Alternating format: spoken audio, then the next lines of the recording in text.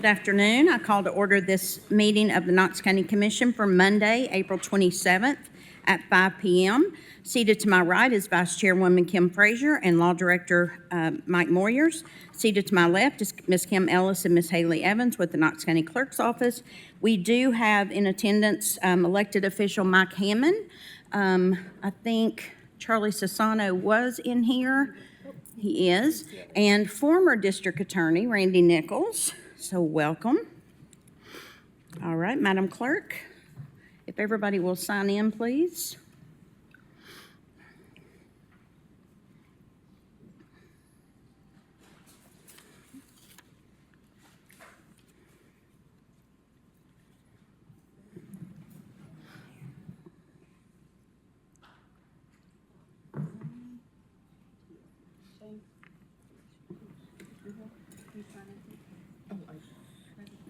All right, all members are present. So at this time, I will recognize Commissioner Russell for the devotion. Thank you, Madam Chair.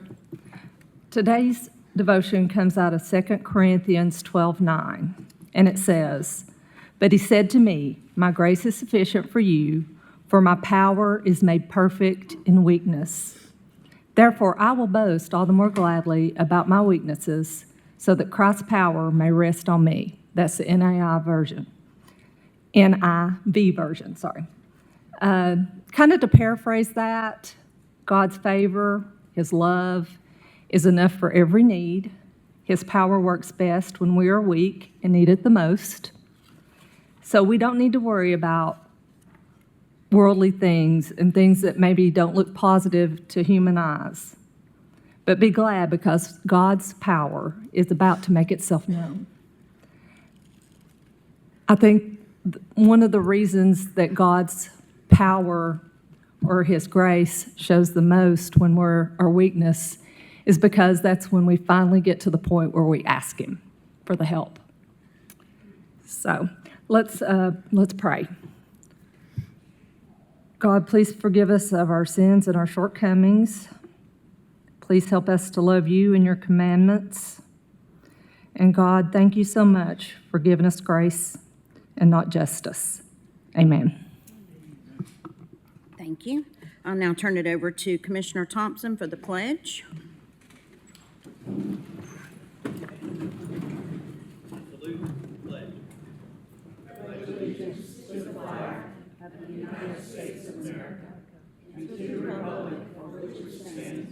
One nation, under God, indivisible, with liberty and justice for all.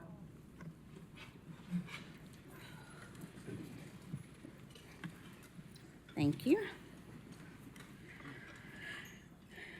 All right. I do want to say that, just to let the audience know, I may have to get up and down just a little bit. I don't want anybody to think I'm being disrespectful, but my knee is messed up and I can't sit for a long period of time, so I don't want anybody to think I'm being disrespectful. If it's at the pleasure of the body, after we set the agenda, we'll entertain a motion on the education and general consent calendars, honorary resolution presentation, the rest of the agenda. So we have 0 additions. Defer to May is number 19, 23, 37, 38, and number 20 is deferred to June. So I'll do that one more time. Defer to May is 19, 23, 37, and 38, and then to June is number 20. Withdrawal is number 33, and non-consent is 17, 18, 22, 24, 25, 29 through 31, 34 through 36, and then we're going to move number 32 up after the presentation by Mr. Hammond. So again, non-consent, 17, 18, 22, 24, 25, 29 through 31, 34 through 36, and number 32 after presentation. Do I have a motion to approve? Oh, I'm sorry, Commissioner Jay. Thank you, Madam Chair. I'd like item number one pulled off non-consent as well. Okay. And everybody hear that? It's number 1. Now, do I have a motion to approve? Motion approved. Got a motion by Commissioner Jay, a second by Commissioner Durrett. Any discussions? Commissioner Jay, do you need to say anything else? Okay. All right, open voting, please.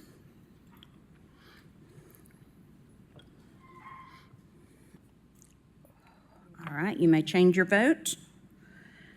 Voting is closed. And that passed 11-0. All right, I will now entertain a motion to approve the education and general government consent calendars. Madam Chair? Yes. I pulled number 1 off, which is the only thing on the education. If we could just take a moment to discuss that. Oh, sure, I'm sorry about that. I could kick it back on and do a motion to, I'm going out off my old notes. I know. All right, so go ahead, Commissioner Jay, the floor is yours. thank you, Madam Chair. I wanted to invite somebody from the school system to come down and talk about this spectacular gift that will be benefiting the Gibbs High School from the Morgan Wallen Foundation, $1.2 million, and just talk a little bit about, I just think it needs to be celebrated for a minute and honored and tell us a little bit about what it's going to do to improve that school.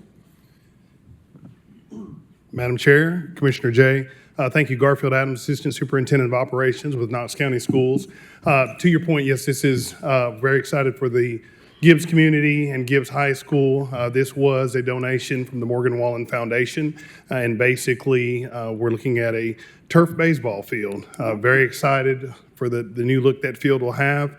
So we've been working very closely with them, working with the softball program as well, working on a facility for the softball program, a hitting facility. So it will be an all-purpose field, so you'll have multiple sports that will be able to take advantage of that opportunity playing on a turf field. Awesome, sounds great. Thank you very much, Mr. Garfield. I appreciate it. Thank you. Thank you, Mr. Adams. Mr. Adams, All right. sorry. And thank you, Morgan Wallen, wherever you Yes, are. thank you. I'm sure he's watching right now. Commissioner Thompson? That's out Yeah. in your area. It is,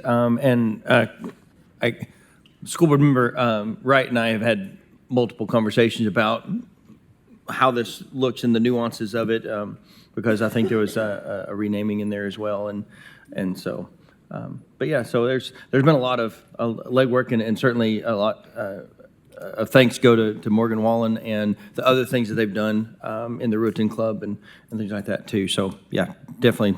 Thank you very much. Awesome, very exciting. Okay, we did not get a motion, so I do need a motion and a second. A motion made by Commissioner Jay, second by Commissioner Thompson.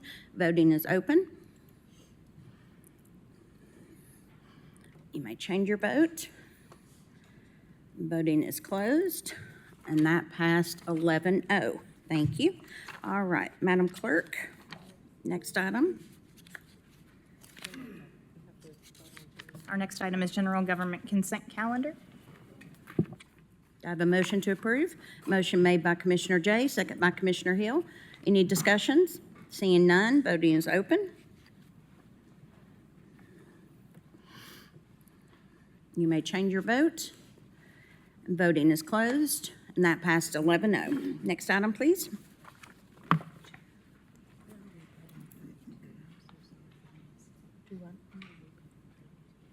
Coming after the presentation. Yeah. Our next item is item number 17, honorary resolution R264101, recognizing Internal Audit Awareness Month in Knox County.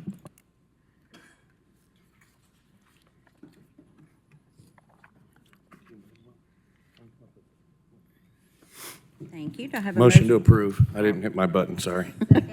I've got a motion on the floor by Commissioner Jay, second by Commissioner Frazier. Any discussions? Seeing none, voting is open.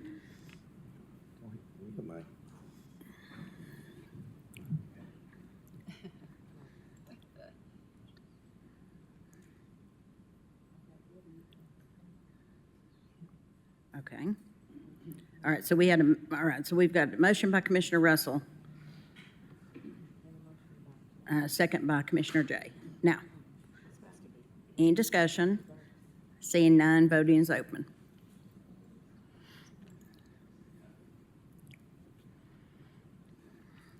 You may change your vote, and voting is closed. That passed 11-0. Commissioner Jay, the floor is yours. Thank you, Madam Chair. We have a very, very important team in Knox County that doesn't often get the limelight, and they certainly are not talked about until things go, sideways every once in a while. But 99.9% of the time, they do a spectacular job of looking at internal controls, finding ways to improve our systems, and certainly, provide overwatch for Knox County taxpayers and the investment that we make every single day in Knox County government. I'm very proud to co-sponsor this with Mayor Jacobs, who apologizes he is not able to be here tonight, but to celebrate our audit team. And I know that, especially during political season, it's easy and expedient to cry waste, fraud, and abuse without a lot of backup. And I promise you, for 7.5 years, I have sat where you're sitting today and sat on the audit committee and spent countless hours. Our meetings are often 2-3 hours long, and read reports this deep on my desk where time after time after time, this team is diligently looking at every single possible thing, looking at every dollar, looking at every process. And so we're going to celebrate them this month because of a milestone across the country. And so the resolution reads, whereas internal auditing is an independent, objective assurance and consulting activity designed to add value and improve an organization's operations and protect stakeholders of both the public and private sectors. And whereas internal auditing is an established profession with internationally recognized code of ethics and a professional framework known as the Global Internal Audit Standards. And whereas established in 1941, the Institute of Internal Auditors, or IIA, has been the internal audit profession's global voice, chief advocate, and principal educator.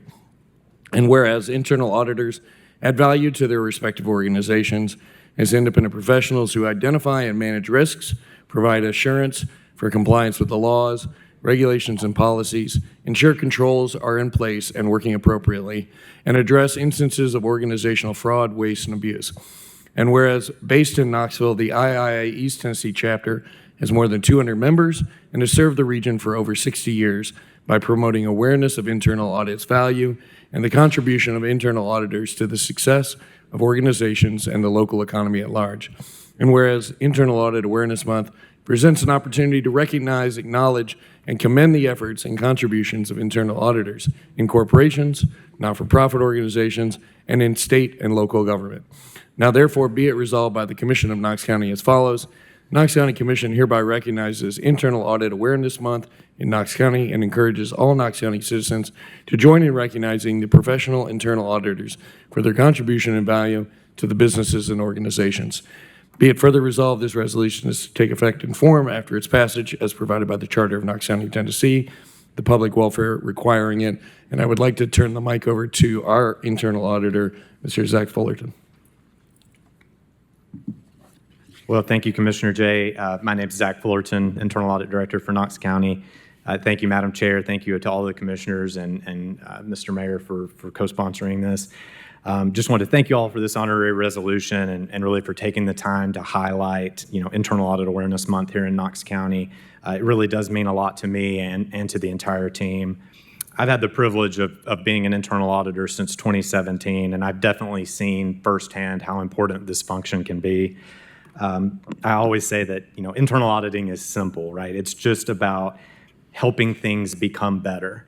And it's about asking the right questions, identifying the problem areas, and then working hand in hand with the county departments to strengthen processes and improve outcomes. And one thing I really appreciate about this resolution is it recognizes that internal audit isn't just about oversight and compliance, it's also about adding value to the organization. Our internal audit team aims to be a resource to the other county departments, help them navigate challenges, operate more efficiently, and ultimately better serve the citizens of Knox County. Also very, very fortunate to work with an incredibly great team, strong, dedicated team. They bring a genuine commitment to public service every day. Have a few here today, Richard Pugh, who's the audit manager, Philip Vincent, and Harrison Lewis, and we have 2 other on staff that are out today. Also wanted to just take a moment to recognize the East Tennessee chapter of the Institute of Internal Auditors. Incredible chapter, as it says in the resolution. They've existed for over 60 years. They've supported the development of auditors across this region throughout that period. We have Heather Boring and Jennifer West with us from the group. And many of you have also heard me say before that my wife is also an internal auditor. We actually met when we were both auditors at Oak Ridge National Lab. She's here tonight. She's a much better auditor than I am. Frankly, that's very annoying. She's definitely better looking than me, so that's not as annoying. But it just wanted to highlight, and she's here behind me, just wanted to highlight how much internal audit has had meaning for me professionally and personally. And then let me just close by saying that, our ability to do this work effectively and my team's ability to do it effectively depends on the support of this body and on the support of the administration. Your commitment to transparency, accountability, good governance, it makes what we do possible and meaningful. I think a lot of times, especially during election cycles, we find ourselves too often criticizing each other or criticizing past administrations. But no matter who sits on this body or in any elected office in the county, I just want you to all know that while I'm here, internal audit will always be trying to make Knox County better. That's what I believe in, and that's what I try to bring to the job every day. And I think that's true of most audit organizations here that operate locally. So again, thank you for this honor. Thank you for recognizing the role internal audit plays in strengthening our organization and serving our community.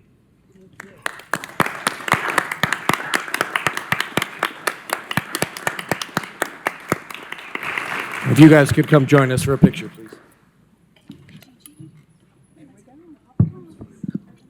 I just want to say while everyone's coming that we hit a home run with you, Zach, and we know that we did. You and your department is a real asset to Knox County.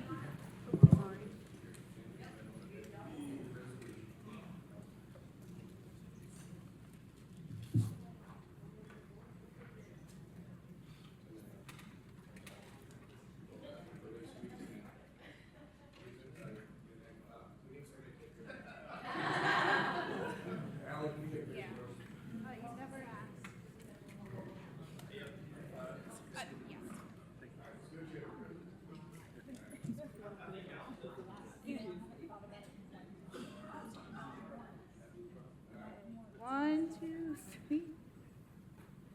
Okay, do you want vertical too? Okay. Everybody right here real quick, please. Circuit Court Clerk's Office, appreciate you very much.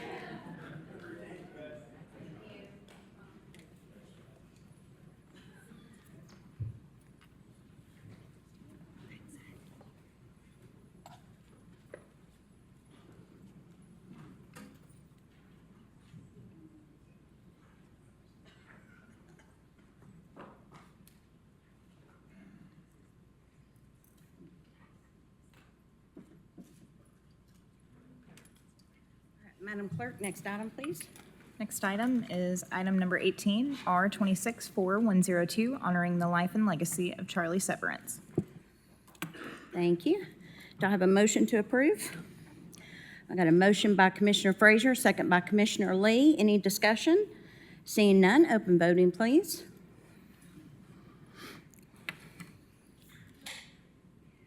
You may change your vote. And voting is closed.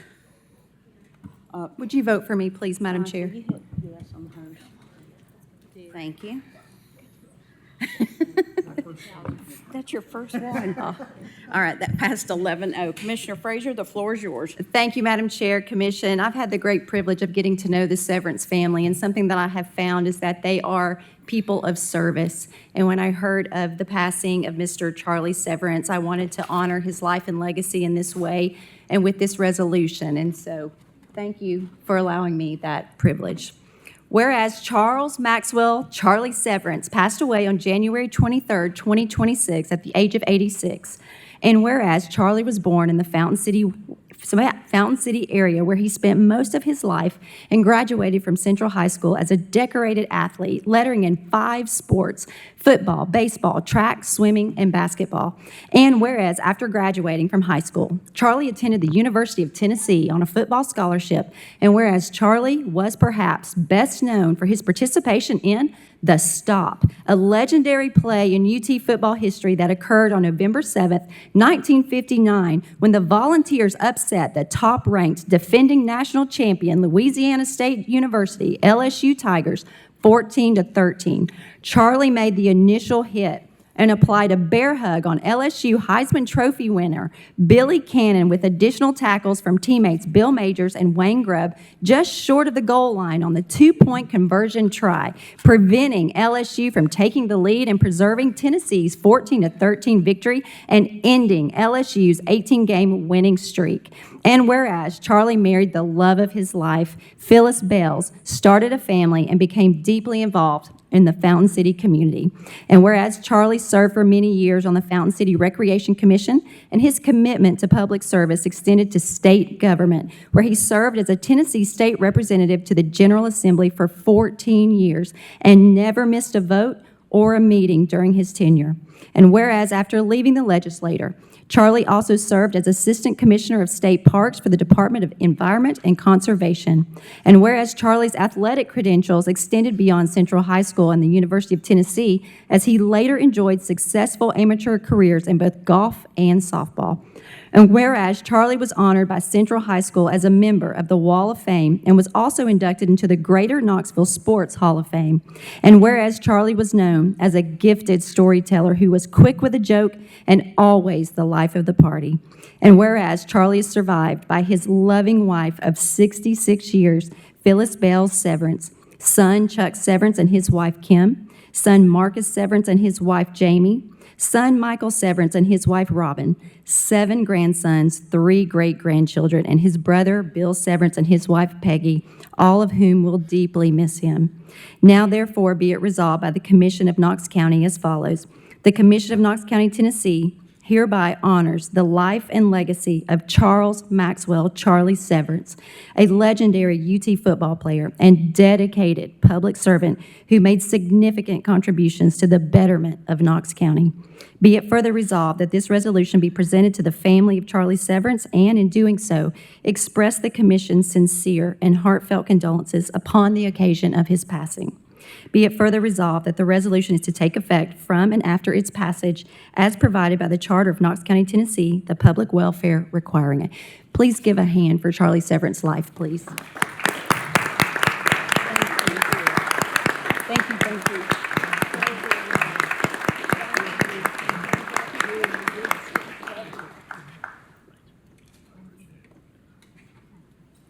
Commissioners, could we get a picture, please?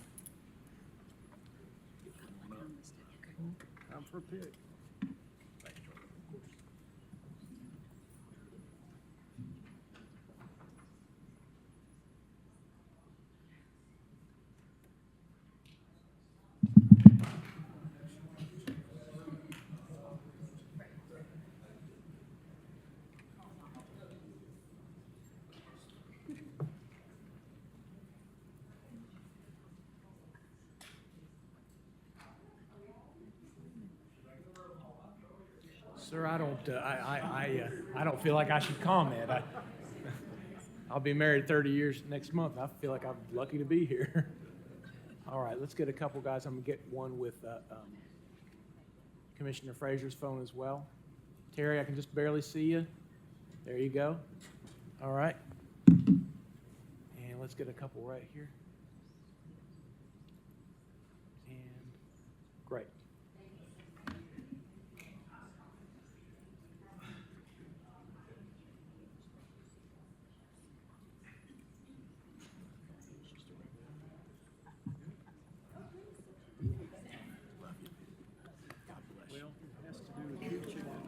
Mule and a goat. Yeah, that's right.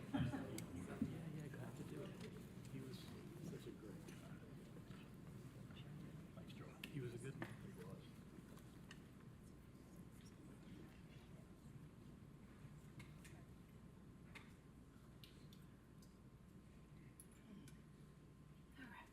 next item, please. Item number 21, presentation, Bridge to Safety by Mike Hammond, Criminal Court Clerk. Thank you.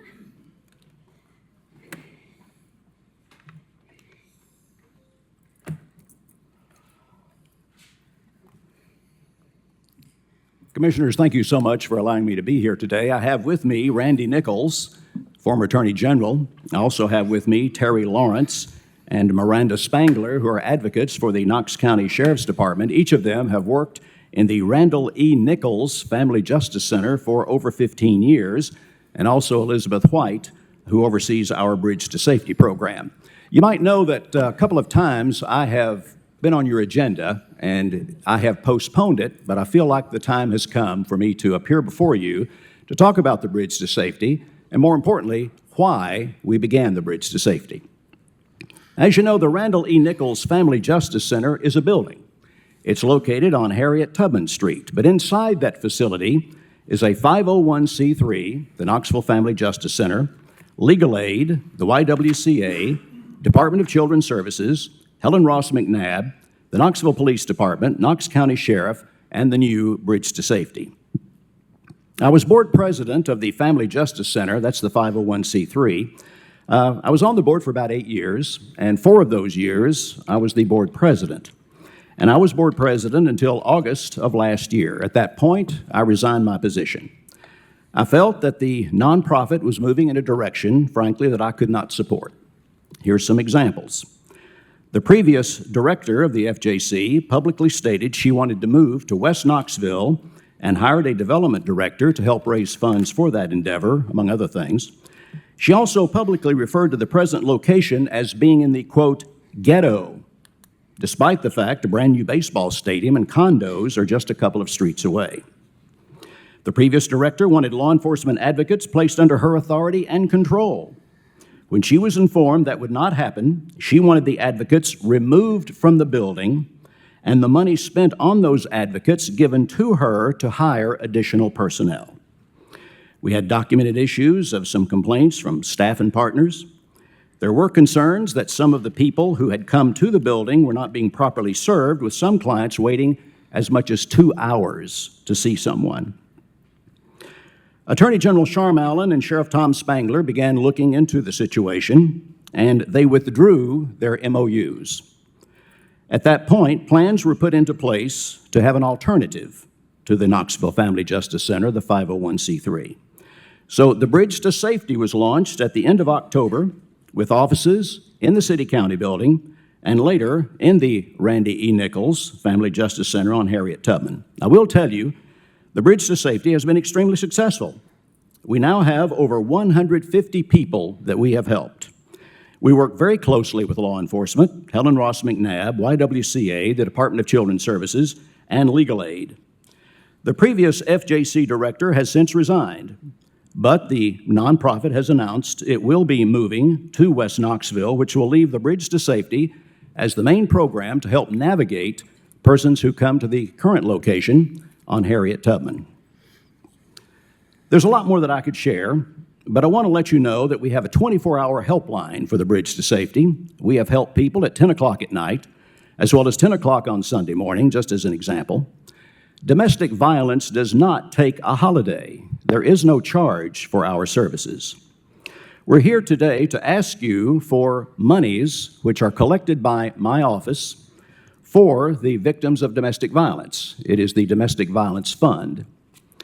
We're asking that that money be transferred to the Knox County Sheriff's Department for their Victims Assistance Program. I want to give you a couple of examples, and then I want to explain what that money will be used for.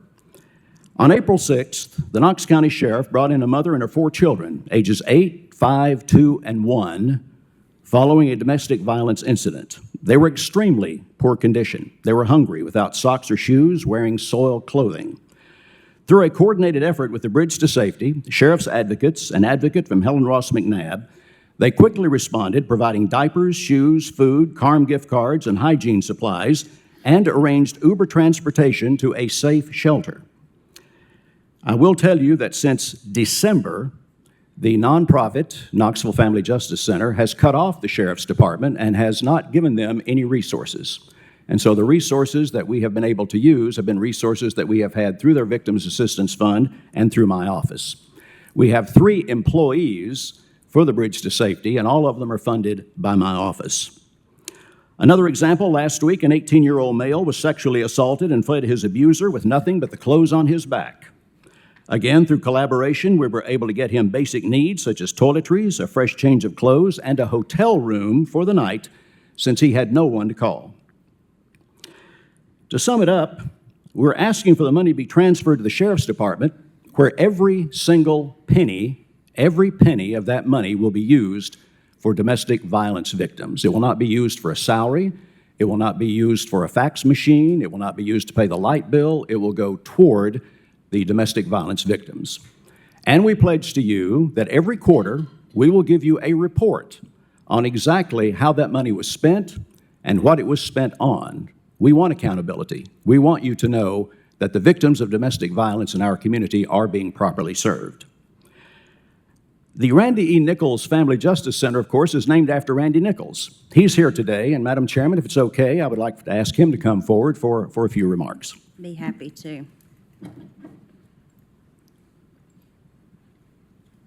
Madam Chairman, members of the commission, Randy Nichols, 8601 Delmere Drive, Knoxville. Thank you for letting me address you very quickly. I have pretty much spent a career in domestic violence matters. We've always led the way in Knox County across this state on dealing with these issues, a domestic violence court. And people say, well, why do you worry about that? Well, the reason is that the cycle continues. We now know, the experts tell us, that if you live in a home where there's family violence, there's an 80+% more likelihood that you will commit a crime of violence. We've got to break the cycle. That's where we need to be. I am convinced that this bridge to safety that has been devised, that Mike and his people have put together, is far superior to what we had. We're helping people better than we were before, and I think using the monies that's taxed from people that commit domestic violence to fund it is a beautiful, beautiful thing. So we would ask you, please, to give full consideration to appropriating this money to the Sheriff's Office, and I look forward to reporting to you the many successes that we're going to have. Thank you. Thank you, General Nichols. To sum it up, Miranda Spangler is here, as well as Terry Lawrence. They can corroborate everything that I have told you with regards to what has gone on inside the building.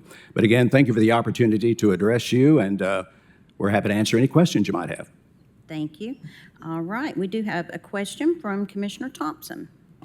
Thank you, Madam Chair. I certainly don't have a question, but I do, since this is a public forum, I would like to offer my sincere appreciation for what you do. In your presentation, it shows the heart that you have for the victims, because I don't know, I can't speak for everybody, but I can imagine that when they show up in your court, it's not usually for they're not having a good day. And seeing how your office is going through and trying to find a solution, even when monies weren't available, you made them available to provide the services that you deem necessary to take care of the victims. That's greatly appreciated. Thank you very much. I appreciate your comments. When you see, it's mainly women who we serve through domestic violence.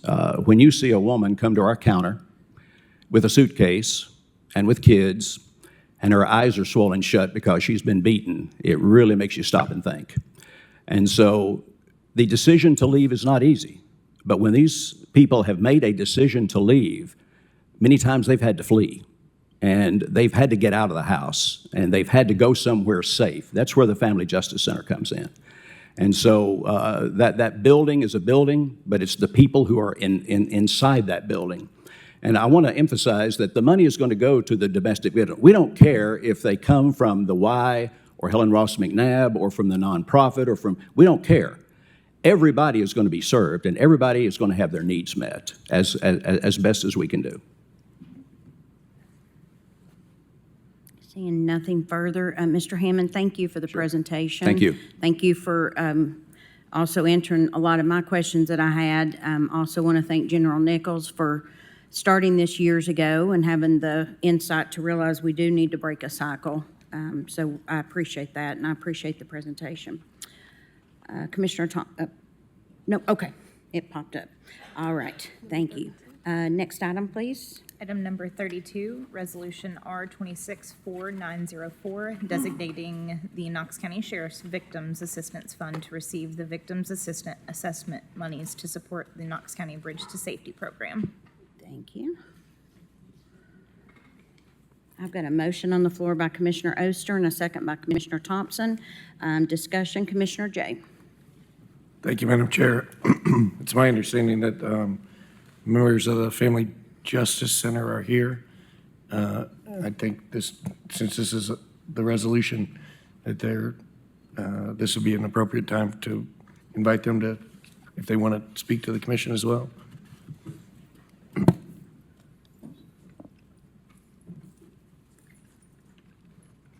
If you'll give your name and county of residence, please. Good evening. My name is Clay Pruitt. I am here as the president of the board of directors of the Family Justice Center. We have with me Shannon Lee, who is our interim executive director.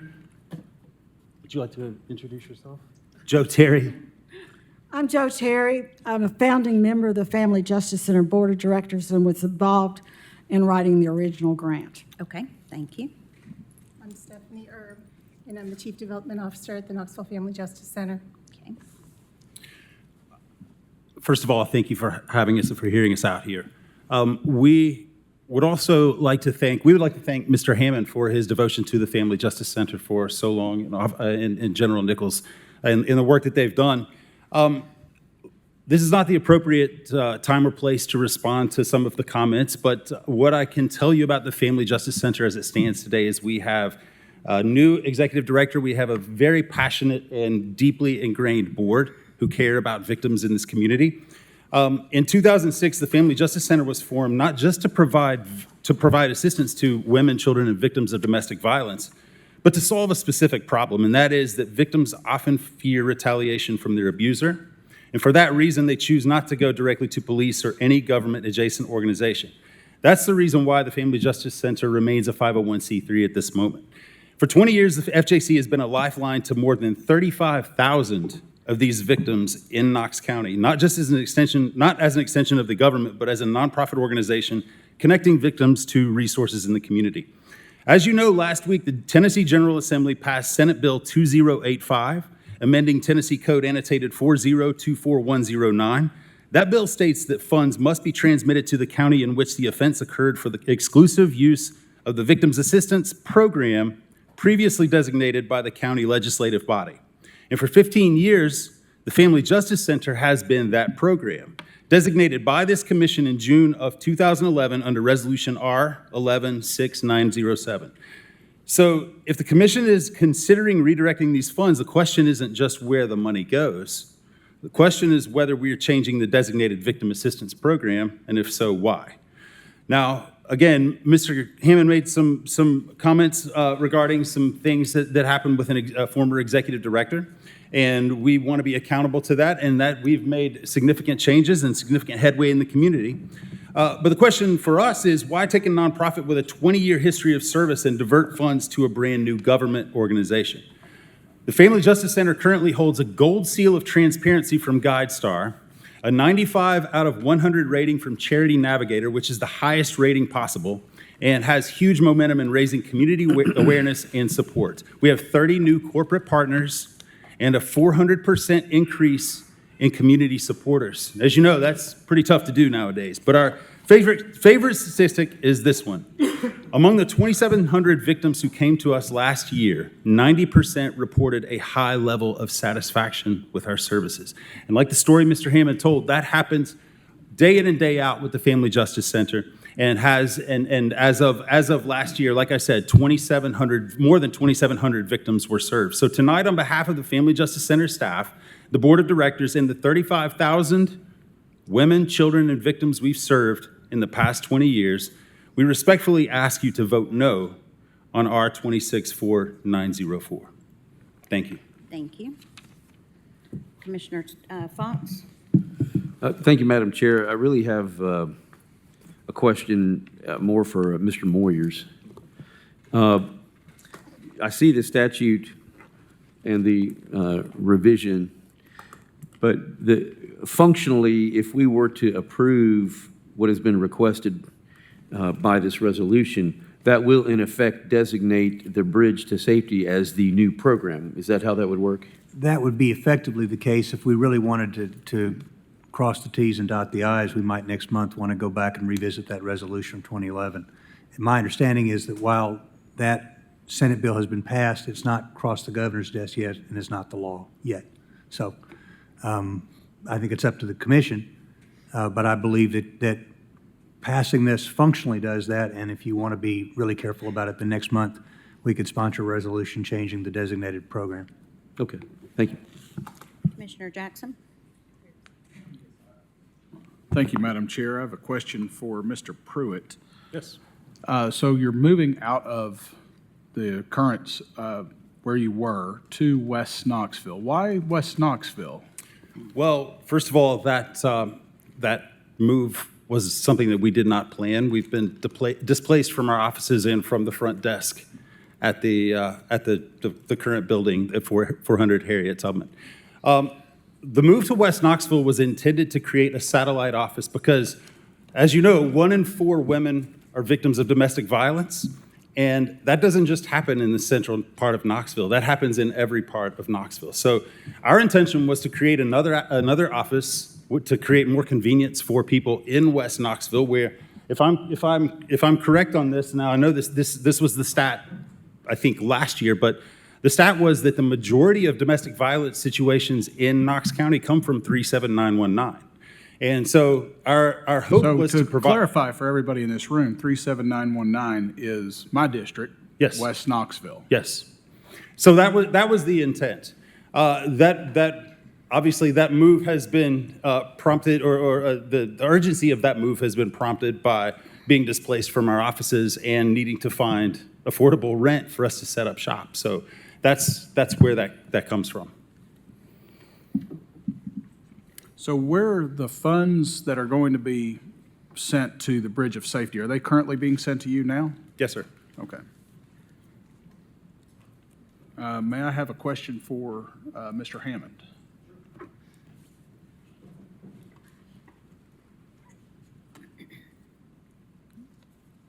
So, Mr. Hammond, one of the criticisms, I've sat on the, different committees with the United Way, and one of the criticisms that, or not criticism, but one of the things that we always looked for at the United Way was to ensure that our funding wouldn't go to duplicative services. I have a huge concern here, and I'm going to object to this because we have a duplicative function here of 2 nonprofits doing the exact same thing. One of them is nationally recognized. One of them has, lots of resources behind them. I don't see the point in this organization when we already have a nonprofit here locally that does this. I assume that the Knoxville Police Department is in agreement with this, moving to the Bridge of Safety? I don't know about the city police department. I haven't talked with them. I do know that General Allen, Sheriff Spangler, Mayor Jacobs are all in favor of this. I would respectfully disagree when you say we have 2 people doing the exact same thing. As Mr. Nichols stated, we believe we're doing it better.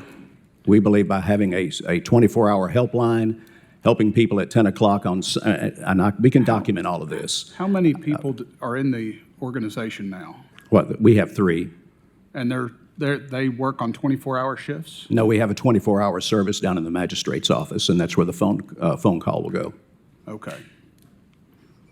So somebody's not working 24, it goes to an answering service, correct? No, we have live people who are in the magistrate's office, clerks that work there, yes. Okay. I just, I disagree with you. I mean, these are duplicative functions. I mean, you're doing the exact same thing. I think that what's happened here is There have been some feelings hurt on the Board of Directors with the Family Justice Center, and, Knox County has decided to go their own way. And, I think it's best that we leave this to independent nonprofits. I think that they have a history of, throughout the country of having the resources and the planning to do this. So I'm going to object to this. If I might respond, I think the question, you've raised some very good points. The question is, why did we decide to do this? We didn't want to do this, I can assure you. The reason we did this was because we felt that the victims of domestic violence were not being properly served. And so that's why we went this direction. It wasn't because we wanted to say, oh, well, whatever. We felt like we needed to better serve the victims of domestic violence. I could go into great detail. This is not the forum to do that. But when your attorney general and your mayor and your sheriff and your criminal court clerk all agree there's some issues, then I think that pretty much tells the story. But thank you for your comments. Commissioner Rawls. Thank you, Madam Chair. This one's a difficult one for me. I am a supporter of Family Justice Center, but I'm also a supporter of Bridges. I think I don't, when it comes to a duplication of services, I understand from a nonprofit perspective, like United Way gives to certain organizations, but I don't think you can, I think there are enough women going through hell that they need the service. Like, we can have multiple organizations doing this work. What I do hate to see is one get gutted and to stand another one up. This is really tough for me. But because of that, I'm gonna abstain from this vote. But I wish we could find a way to be both and versus either or. Commissioner Jay. Thank you, Madam Chair. Mr. Pruitt, what percentage of the funds that are designated by the court are represented in the overall budget of the Family Justice Center? Can I bring Stephanie up? She's our development officer. There's a significant uptick right now. So we've been getting around $5,000 a month, give or take, from the Knox County clerk. But since January, there's been the House and the Senate have been reviewing and looking over ways to improve. And so that fee has been increased significantly from $45, where the clerk will get $3 of that, and we would get $42, to $125. So there's a lot of skin in the game. And so when we're losing our location, we're losing our way to serve, then losing a potential for revenue that would help us get back on our feet and continue to serve the victims we've been serving, it would be a devastating blow. Okay, but what percentage of your overall budget does this money represent versus what you get from the private sector, from support, from other grants, from whatever? I mean, That varies greatly because right now we have. not the new increase, just as it speaks. No. What I'm saying is it varies greatly because our average budget was ranging around $500,000 to $700,000 per year, but we've recently lost OCJP funding because of the two organizations that have stepped away. We no longer qualify for that funding. So we've lost that funding, which equated to around $160,000 to $180,000 loss in our budget, as well as this loss. So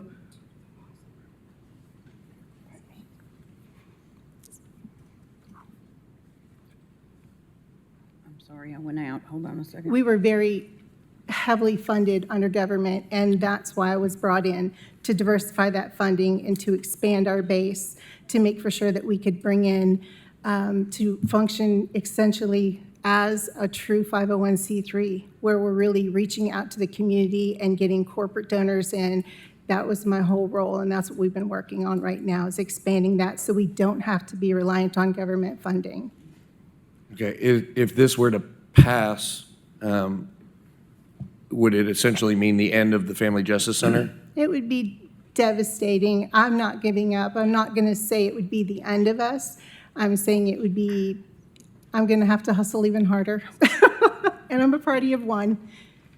Okay. Mr. Hammond, I have a couple of questions, please.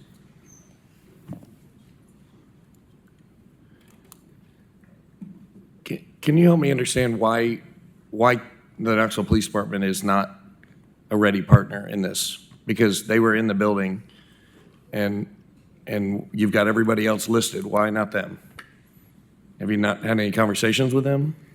Well, to be quite frank with you, the city mayor and the city police department chose to remain with the Family Justice Center, the nonprofit.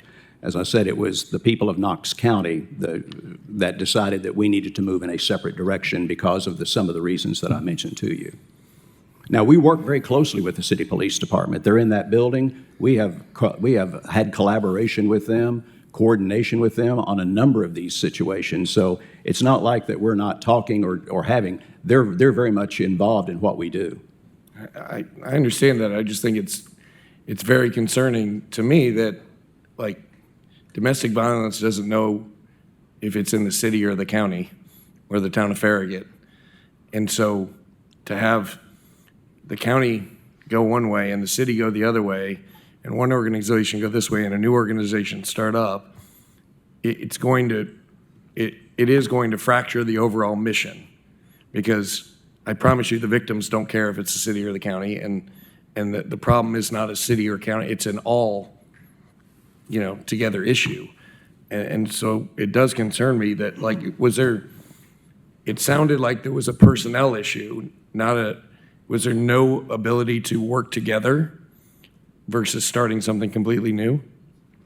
It was difficult. I will tell you that we have had meetings. Mr. Nichols and I have met with representatives of the Family Justice Center on 2 occasions, 2 members of their board. The OCJP came to town. We had meetings with them.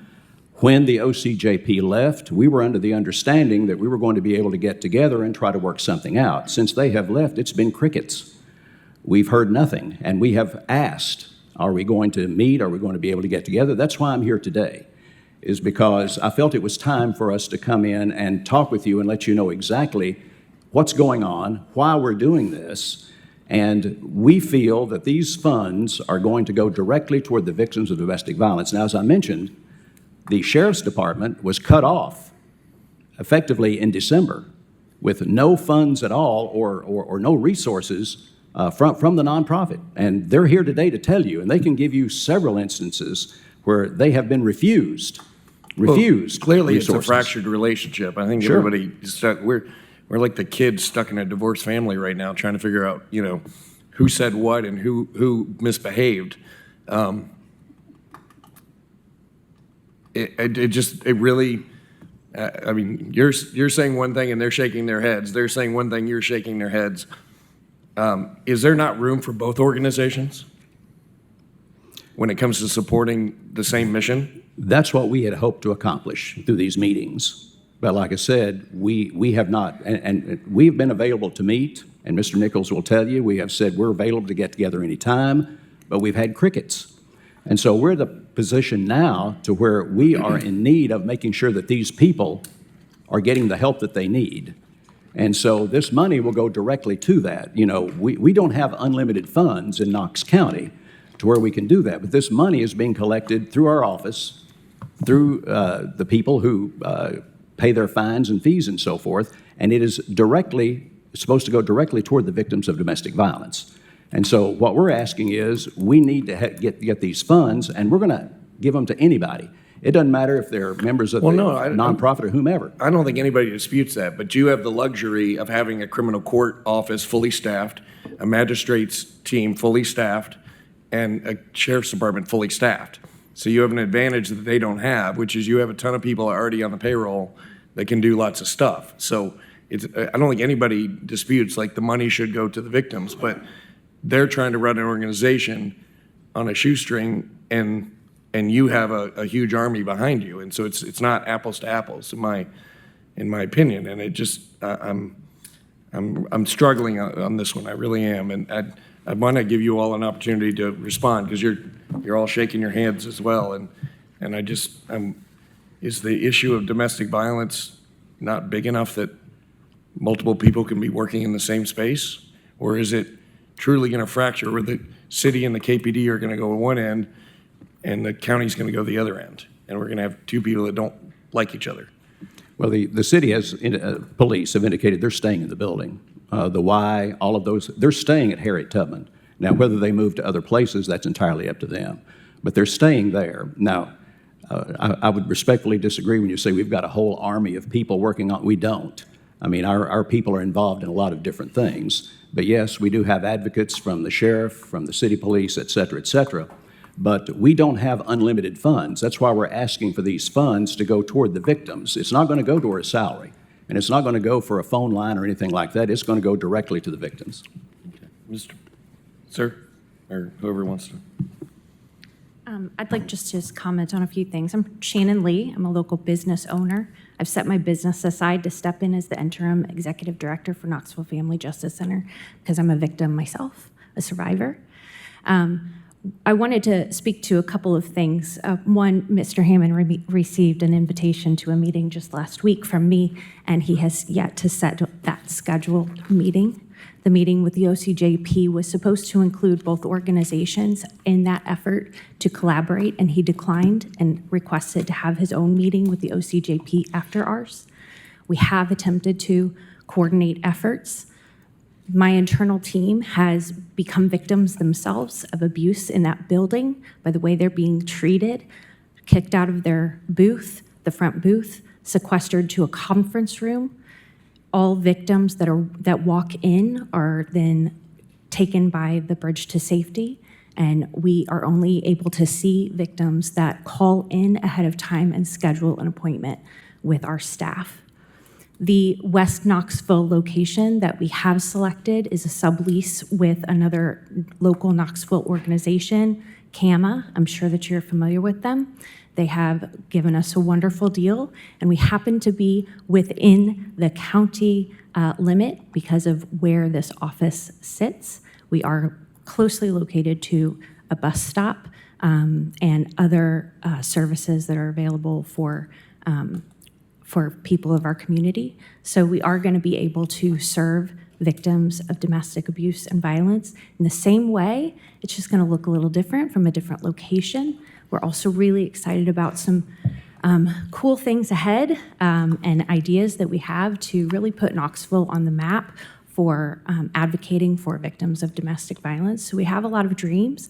We're not going to be able to achieve those, though, right now, having lost the OCGP funds to our organization, which was a significant hit because of the removal of the MOUs by the district attorney and the courts system. We no longer qualify as that FGC under their definition.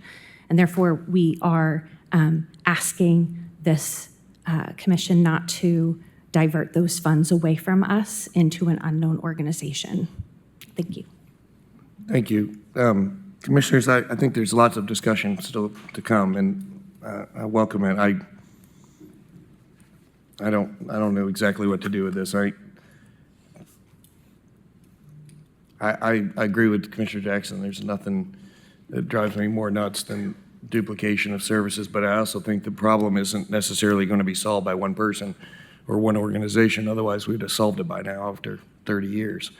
Perhaps there's an opportunity to split the funding between two organizations, and if they're both doing good work a year from now, then maybe that's where we, continue, or if one doesn't make it, or one shows a greater opportunity. I don't know. I'm struggling. I look forward to the conversation.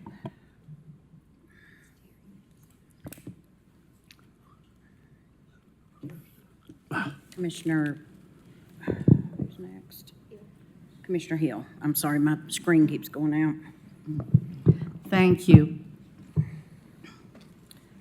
I know nothing about this except what little I read in the newspaper. So just so no one thinks that I've already got a lot of prior knowledge about this, I do not. I do. Ms. Lee, how long have you been in your role? I've been on the board of directors since the turnover to the commission, to the community board in September, and then when the previous executive director stepped down at the end of February, I stepped into the role to keep the team elevated and keep them going so that they'd keep showing up because they were very defeated at that time. All right. So this breakup occurred last September. September is when the board turned over, so the board that we have now, the entire board is brand new, baby board. Okay. I understood when one of you all started talking that, and I certainly do understand that victims of domestic violence are reluctant many times to involve themselves with law enforcement. But I hear that it sounds like the city is still involved with you all, but the county is not. Is that correct? That is correct. We have Mayor Kincannon's support. City law enforcement? Oh, yes, they are still involved with us as well. Okay, so Sorry. you like the city, but you don't like the county law enforcement? That's not true. Well, is it in fact true that in December or January that the sheriff's department was not allowed, or they no longer were given access, or they were forced to withdraw from? That's not my understanding, no. So what's the breakup in these two law enforcements here? Can't really speak. I can offer a little insight on that. As a 501c3, we are given grants specifically for different causes. And because Bridge to Safety is not a 501c3, we cannot just open up our books, or we cannot open up our resources, and we can't just say, here you go, because you've decided to walk into a building and occupy our dens. We can't just say, here you go, you can have all of our things. We have been entrusted by organizations, by corporate partners, by government agencies, and they have given us where we monitor our gift cards, our hotel stays, everything that we do is logged and tracked. And so it would be inappropriate for us to give something out to another organization. But it's not my understanding that the Sheriff's Department ever came to us and said, this is what we want, or we're asking you for this. So prior to September or December, whenever the Sheriff's Department withdrew, were they in fact involved with you all? Yes, and right now we will refer to them, and we will transfer calls. It's a very unusual situation in a building where we're all acting very professionally, understanding we're in an impossible situation. But if a victim needs to speak to the Sheriff's Department, we absolutely refer.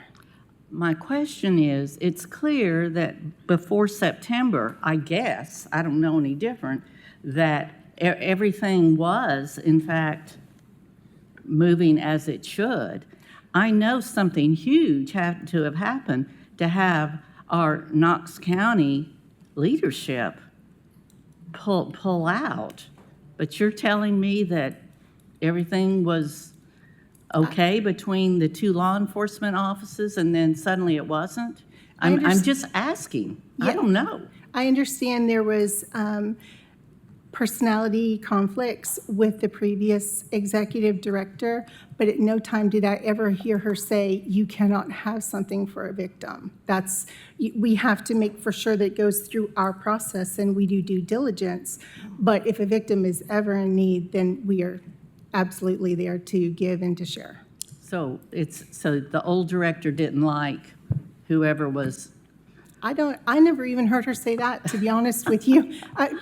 So why they choose to withdraw their support was not up to me. And that happened in August or in July when Mike Hammond resigned, Sharm Allen resigned, and then the sheriff resigned, and MOUs were pulled then.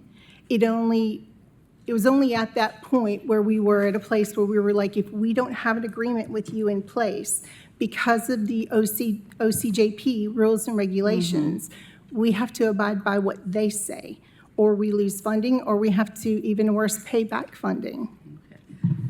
And I agree, this may not be the platform to talk about whatever crashed and burned, but clearly it did, because people of their standing, just like people of your standing, don't just turn and walk away unless there's something pretty relevant going on.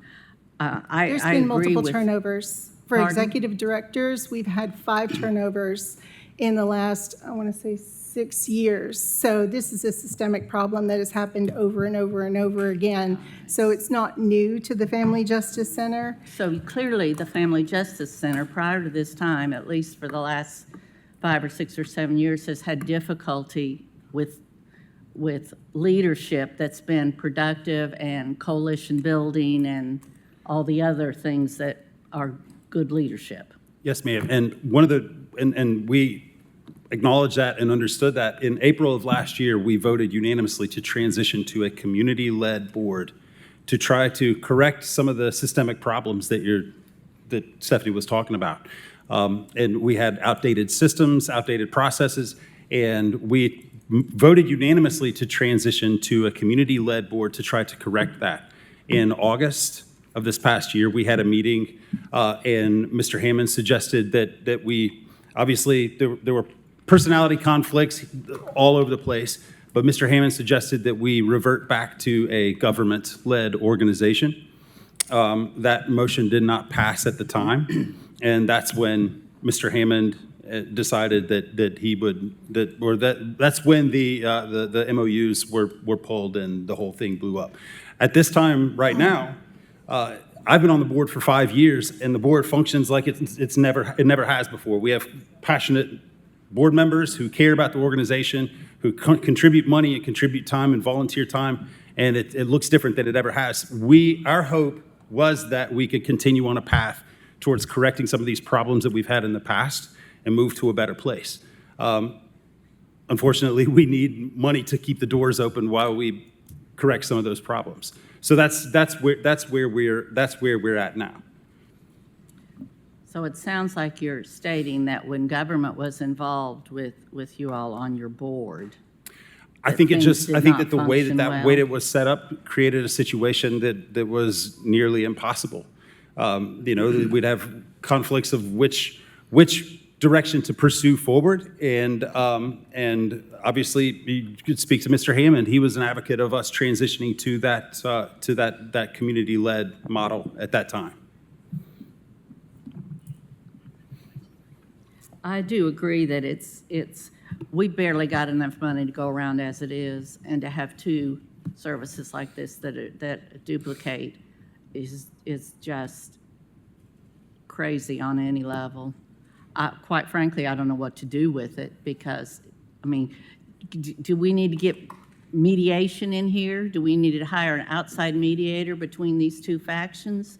I'm very serious to come together and see if there isn't something that can't be done so that we can, instead of having these 2 factions, maybe have one again that's bigger and better. I'm asking commission. I mean, we mediate everything else in the world. We would love to do whatever it takes to get those MOUs restored and to be working together as a team again. Yes.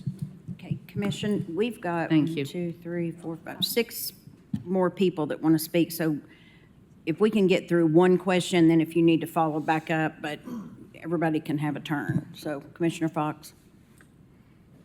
Oh, okay, Madam Chair. I'm willing to defer until other people speak if it would assist the commission. You have more than one question? Well, yes, I would just like to hear, because we've been talking about services in the abstract, and just for the sake of the public, I would like to hear an itemization of the services that are provided. I mean, I know that Mr. Hammond may be able to answer that, or someone from Family Justice Center, maybe both need to answer that so we can compare what the money's being used for, but it keeps being discussed in the abstract, and that's what I would like to hear. Mr. Hammond. Oh, there he is. Would you like to? I'm sorry, would you repeat the question, please? Yes, Mr. Hammond. We keep hearing services being discussed in the abstract, and I think it would assist the public that is here listening to this debate and on the TV or on the streaming and others to hear the itemization of services that are provided. I know that there's assistance given to victims of domestic violence to complete an order of protection request, but what other services are provided besides that? I'd like to call on Terry Lawrence, if it's okay, with the Knox County Sheriff's Department. She's had 15 years, and she works with people on a daily, hourly basis. So, Yes. Terry, would you mind answering that? Ma'am, if you'll give your name and county residence for me, please. My name is Terry Lawrence. I live at 2031 Torchlight Lane. So I'm a victim advocate with the Knox County Sheriff's Office. I've been at the Randy E. Nichols Family Justice Center since 2009. When I originally moved into the Family Justice Center, I was a part of the Department of Children's Services as a Child Protective Services investigator, and then I transitioned to the Knox County Sheriff's Office. So in the Family Justice Center, located at the 400 Harriet Tubman building, it's several partnering agencies that work together to provide services for victims. Our patrol officers, as well as Knoxville police officers, go out and they respond to domestic violence call. Those victims are issued a report. The advocates with the KPD, there's 4, 3 with the city. We call each victim every day. We are on call. We answer call 24 hours a day. One of the important things about helping these victims of domestic violence is the resources. If we're not able to help them get through that hurdle of leaving that unsafe situation, they end up returning back to the unsafe situation. We provide hotels, we have transportation, we have a clothing closet, we have gift cards to get them food, we have gift cards to get them gas if we have to relocate them to another state, which we've done that. As far as the service we provide, we all work collaboratively together. Unfortunately, as a result of whatever happened in this previous meeting, it doesn't affect what the partners agency does at 400 Harriet Tubman Street. I think it's important to know that we provide the work. We've been providing the work. We're going to continue to provide the work.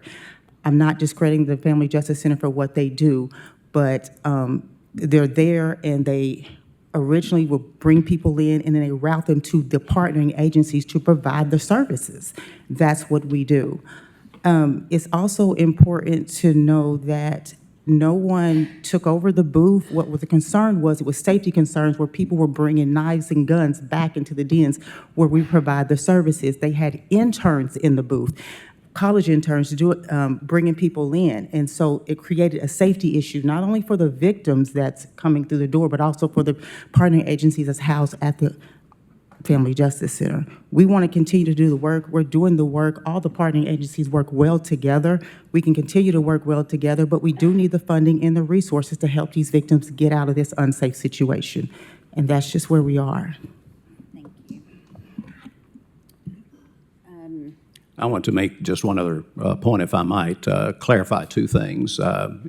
You were told that I had refused a meeting. That's not the case. I had gotten an email, I sent an email back, and I said who would be in the meeting.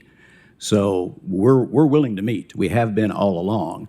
And also when the OCJP came in, it was stated that I had refused to meet with everyone. That's not the case either. The OCJP contacted me and said, we think it would be better if we had 2 separate meetings. And I said, that's fine, we'll have 2 separate meetings. So that's how are we willing to sit down? Absolutely.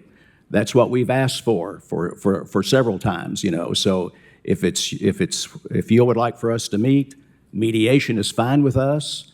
If we can work something out, we're all in favor of it. The only reason I'm here today is because we have not been able to accomplish much. And so that's why we came to you here today to say we feel like moving forward, these funds need to be allocated so it goes directly to the victims of domestic violence. So are we willing to sit down, chat, and meet and talk? Absolutely. Thank you. Commissioner Thompson? Thank you, Madam Chair. And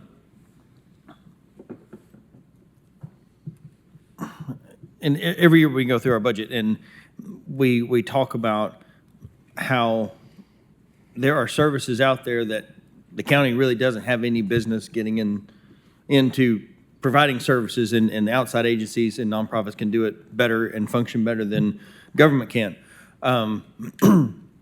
However, after listening to this and 5 different executive directors in 6 years, and for whatever reason, the last one resigned, if it was something said or a behavior, the board of directors, or the board is over the executive director.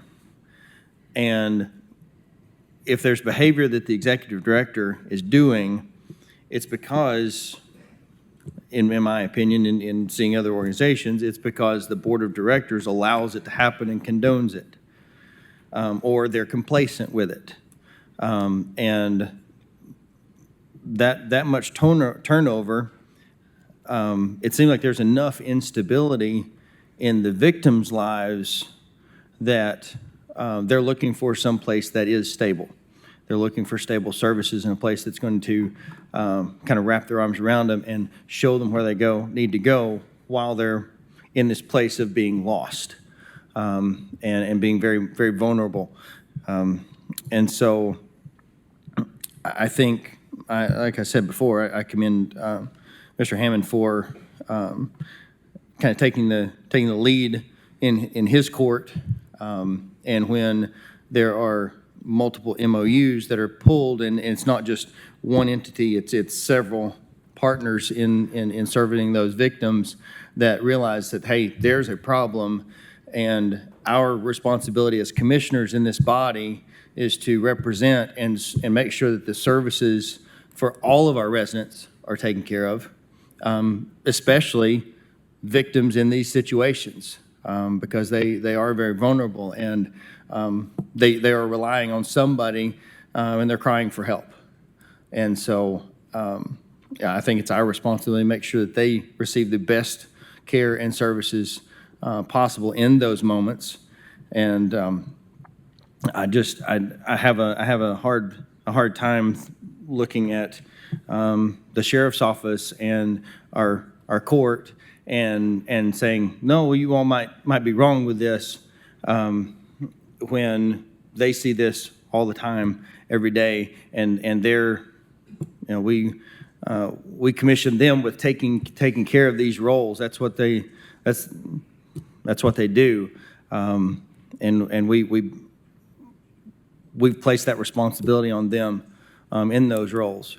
And so I have a hard time disagreeing with what Mr. Hammond has said and the decisions that our sheriff's office and the court has come to. I would love for you all to maybe figure something out. I think the work that you've done has been good, but it sounds like recently there's a flat tire somewhere on this, and it certainly could be better. But at this point in time, we can't afford to not serve these victims in the best possible way we can. And it sounds like from Mr. Hammond that that is the goal, that's the desire in this change, in making sure that happens. So yeah, I trust the court and our sheriff's office. Thank you. Commissioner Lee? Thank you, Madam Chair. I have the same concerns as Commissioner Thompson, and I have no doubts that you all have the best interests of the victims. I am concerned of 5 or 6 different leadership directors that the board allowed this to go on. But I do know with Mr. Hammond, he didn't need an extra job.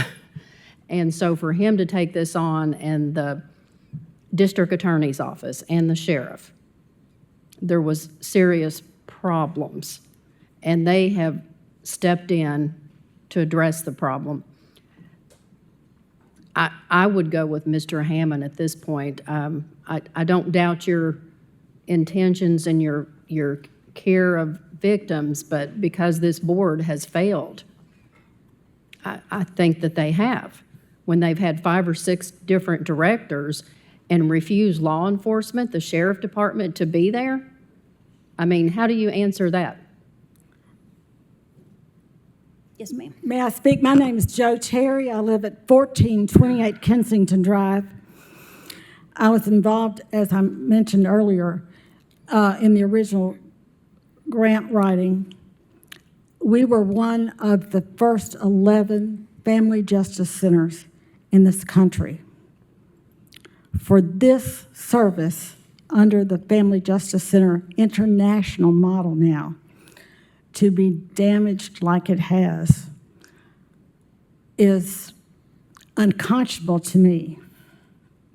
I grew up in a happy home. I'll have a happy marriage of 47 years. I'm a registered nurse by background, and I got involved in this effort after the O.J. Simpson trial and when I really understood what domestic violence was about. The original concept was an umbrella. Think about an umbrella with all the points coming down. We had 63 partners signing an MOU with us on the original grant that was submitted, and we got $1 million and some thousands of dollars to establish the Family Justice Center. It was the first time in this community when everybody had come together from the county and the city, and we worked together. Over 20 years, I have not been involved until recently when I realized that the board was struggling under the leadership of the previous board, which had really become a proxy board. There were county representatives from the MOUs, but those folks didn't always come to the meeting. And we mentioned the problem with the executive directors, and that is a problem with a board not functioning like it should. I feel like having a community board is more of an investment in the serious issue that this is for our community. To include the government, yes, absolutely. They're critical partners in this effort. But we must have the community investment as well. And that's why a community nonprofit board that has the dual representation is the model that we need. The service model over 20 years is different in that we don't need to be so law enforcement heavy. We need to get folks when they're first ready to get some help. They may not need law enforcement and an order of protection. They may need to talk to somebody and figure out how to get safe. But I could go on about that for now. I won't. It's critical that this established program remain. So please, if you want to talk to me in more detail, I'll be glad to. Okay. Thank you. Can you just answer why law enforcement was kept out? As the victim's advocate from the sheriff talked about, there was nobody checking for weapons for the safety of the victim and employees. The building is owned by the county and serviced by the Public Building Authority. I was not involved at that point. When I was involved originally, we did have an officer at that front desk who was screening, and no one could get back to service areas without passing through that front screening. That did change over time. Why? I'm not sure. It may have been a funding issue. Okay. But I can't answer that. Can I get Mr. Hammond to come back and talk about that? Can you talk about the sheriff being kept out?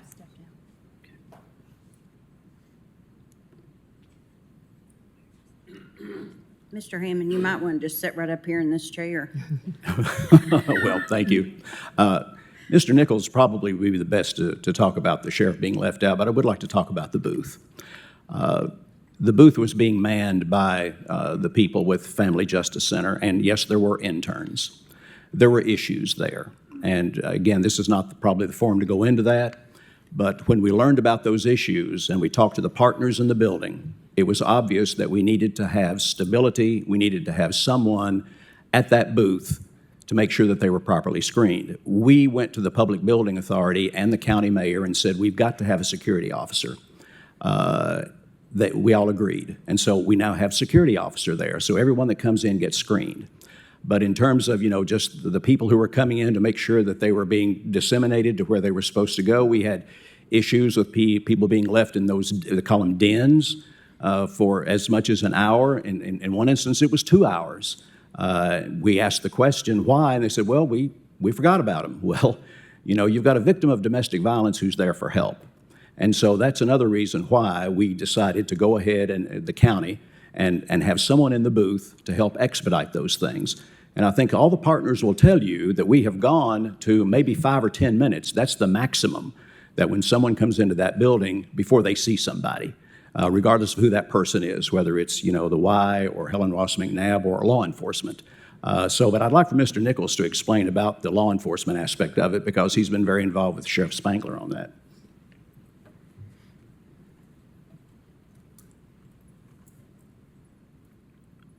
There was a report that was prepared by Richard Major, Judge Major, that talked about the toxic atmosphere at the Family Justice Center. Some of you may have seen it. I don't know, but it was heartbreaking to read it. And it has continually gone downhill. The argument has been is that the executive director at the time wanted the advocates put under her control. I was in the room when she asked Tom Spangler, I want those people to work for me. And he said, no, that is never going to happen. Nor is the KPD going to let their people go to work for the Family Justice Center. And one thing that I'd ask you to really pay attention to is that, we get money from Nashville every year to help run this. And of course, in order to get the money, you've got to have an MOU. And the MOU, you've got to have the district attorney general, and you've got to have the sheriff, and you've got to have the county mayor, and you ain't got none of them. And so that $300,000-400,000, whatever it is, we just say goodbye to it? I think not. I don't know how else to say it, but if you have had a chance to observe it, you would agree with me that this is a better program than we've ever had in Knox County, period. I'd ask your consideration to Thank you, Mr. award these Nichols. dollars to Mr. Hammond's office. Thank you. Commissioner Durrett? Thank you, Madam Chair. I really feel like we are in the middle of mom and dad fighting with very little knowledge, like background information, except for what we've gotten here tonight. What I do hear, I do agree with some commissioners who have spoken, and what I do hear from both sides is a willingness to potentially sit down and work together. I realize that the past 6 years, you've gone through 5 different executive directors. Well, the board just recently changed to a community board in August, is that correct? Yes. In August. So for a majority of those 6 years, the board had included the city and the county officials. And you've only had this community board for 8 months.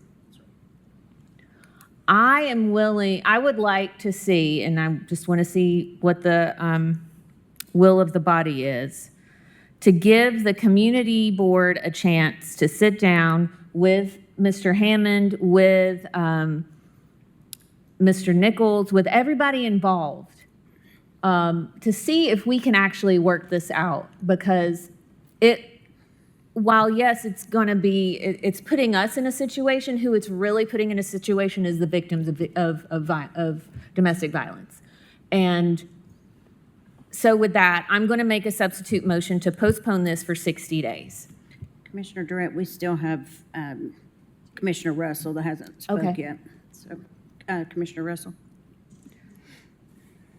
Thank you, Madam Chair.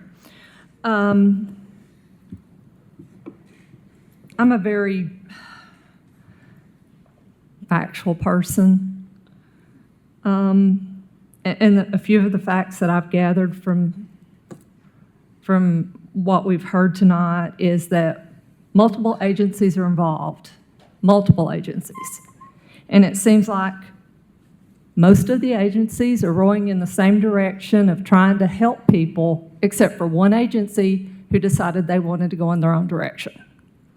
So you've got Knox County Police trying to row in one direction, you've got the courts trying to row in one direction, you've got multiple agencies trying to go in one direction and only one agency that's not rowing in the same direction.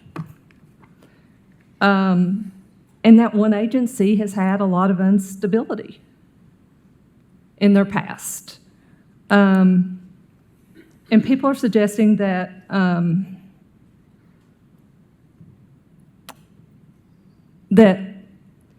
the situation here basically is the not-for-profit has overhead.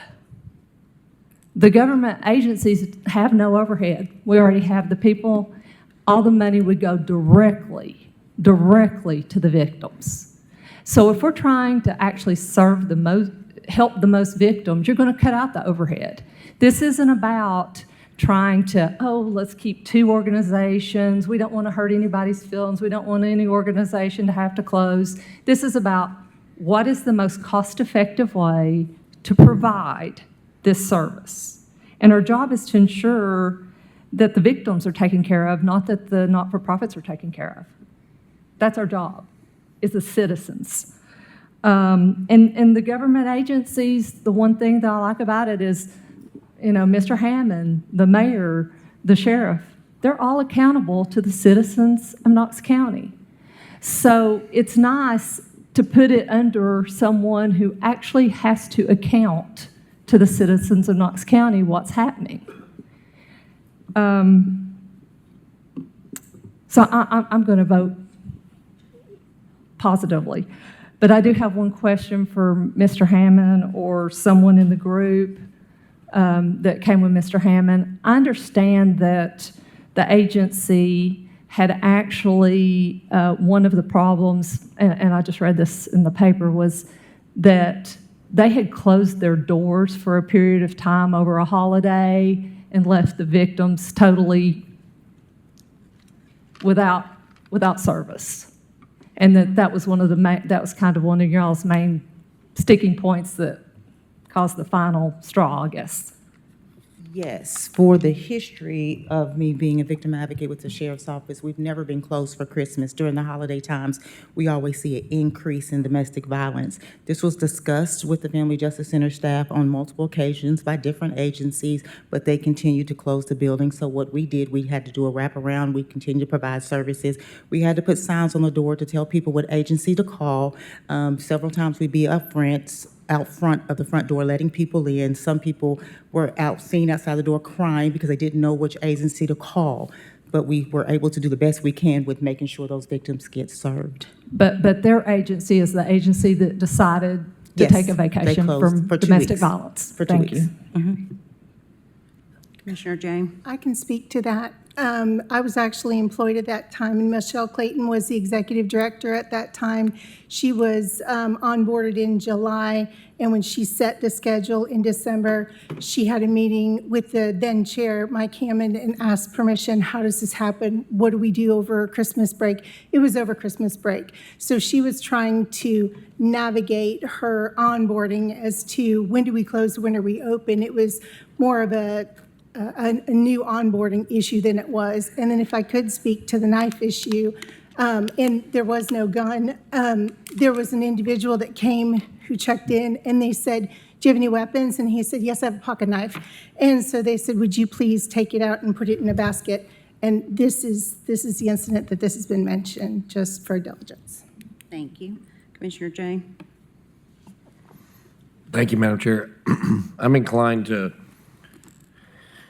support the postponement for 60 days, only because I just don't think we have enough information. As the more I listen to all of the conversation from both sides, I really wish more prep had been done before coming tonight.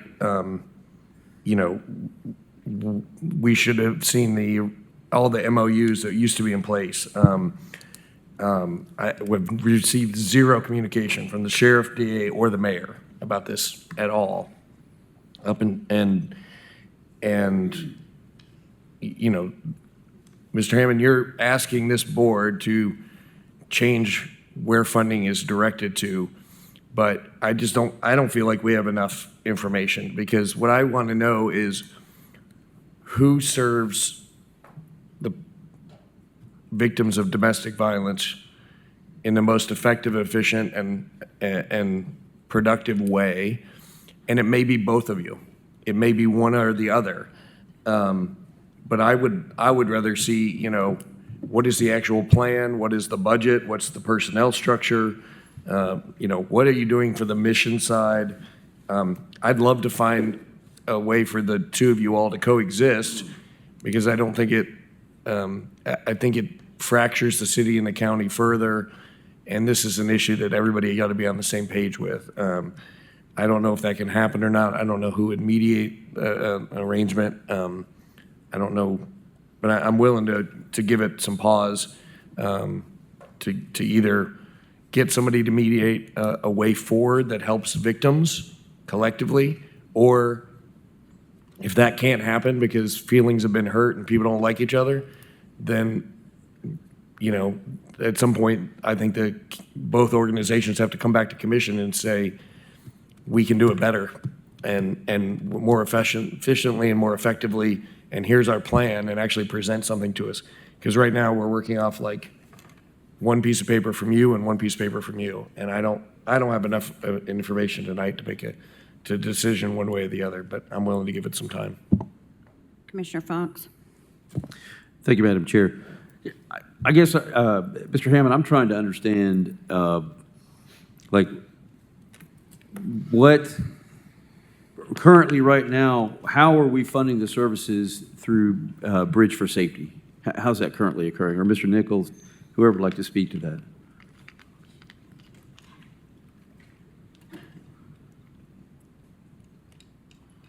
An appropriation, Mr. Hammond's office gave to the sheriff's office to buy these, the gift cards and the stuff that you've heard about earlier, Commissioner. And so that's where it is. That money came in. I believe it was $10,000 that we put in. $5,000. So okay. That's what we've been functioning on so far. Okay. And I wanted, Mr. Nichols, or I'm sorry, General Nichols. I apologize. General Nichols, statutorily, there's already a crime victim advocate within the District Attorney General's office in every county in the state. Is that correct? How do they interact with these two agencies? Oh, good. With no problem now. At one point in time, oh, I'm sorry. At one point in time, the district attorney had an office in the building that was staffed. She moved out some time back. I don't know all the details of that, Commissioner, but she moved out. I'm told that she's going back now, that if the change is made, she's going to open back up again. Yeah. But was this part, were there overtures of depolicing going on that led to the conflict and how the Family Justice Center operations were taking place? Did it have anything to do with that? I know there was a trend for a while, like getting police out of communities and depolicing. Did that have anything to do with this controversy? I don't. It's touched, of course. The executive director got very upset. Had to make an arrest for somebody that had come to the Family Justice Center. There was an outstanding warrant for their arrest. Made her really angry. But that's an order of the court. We don't get to pick what orders we follow from a court. So we did what we were required to do, and I thought we did it in a very professional way, courteous. We weren't trying to be harsh to that individual. Right, right. Yeah, the services are offered, but it's not like a sanctuary against the regular process of law, in other words. Yes, sir. Okay. And so you all are just you're seeking that the funds be diverted to the actual agency providing services at this time, is that right? Yes, sir. And of course, again, those dollars are taxed when someone is convicted of domestic assault. Then there's a tax on the court cost. And Mr. Hammond's office collects that. Right. That's the monies that we want to order to be shifted over, are those dollars. And of course, they're designed for use by victims of domestic violence. So it fits perfectly, Commissioner. All right. Has there been any change in the volume of people coming to the family, the facility that the Family Justice Center has always been located in since the splitting of ways from the Bridge to Safety and the old organization? I think everything's worked out pretty well. I've not seen anything that alarms me in that regard. We do need some more community exposure and such as that to advertise our existence. But over and above that, I think it works pretty well. Well, you can speak to this because you've been around as long as Ms. Terry. So I'm just curious, what was it that was taking place in 2006? Why wasn't these services already being provided? Did it just have to do with the statute that hadn't been passed at that time? This statute assessed this additional fee, and that's how it came about? Or did this program, was it like a pilot for the Family Justice Services provided statewide? Well, and what happened is under the administration of George W. Bush, where he announced that he was going to create these family justice centers. There were going to be 15 of them across the country. We were selected to be one of the initial 15.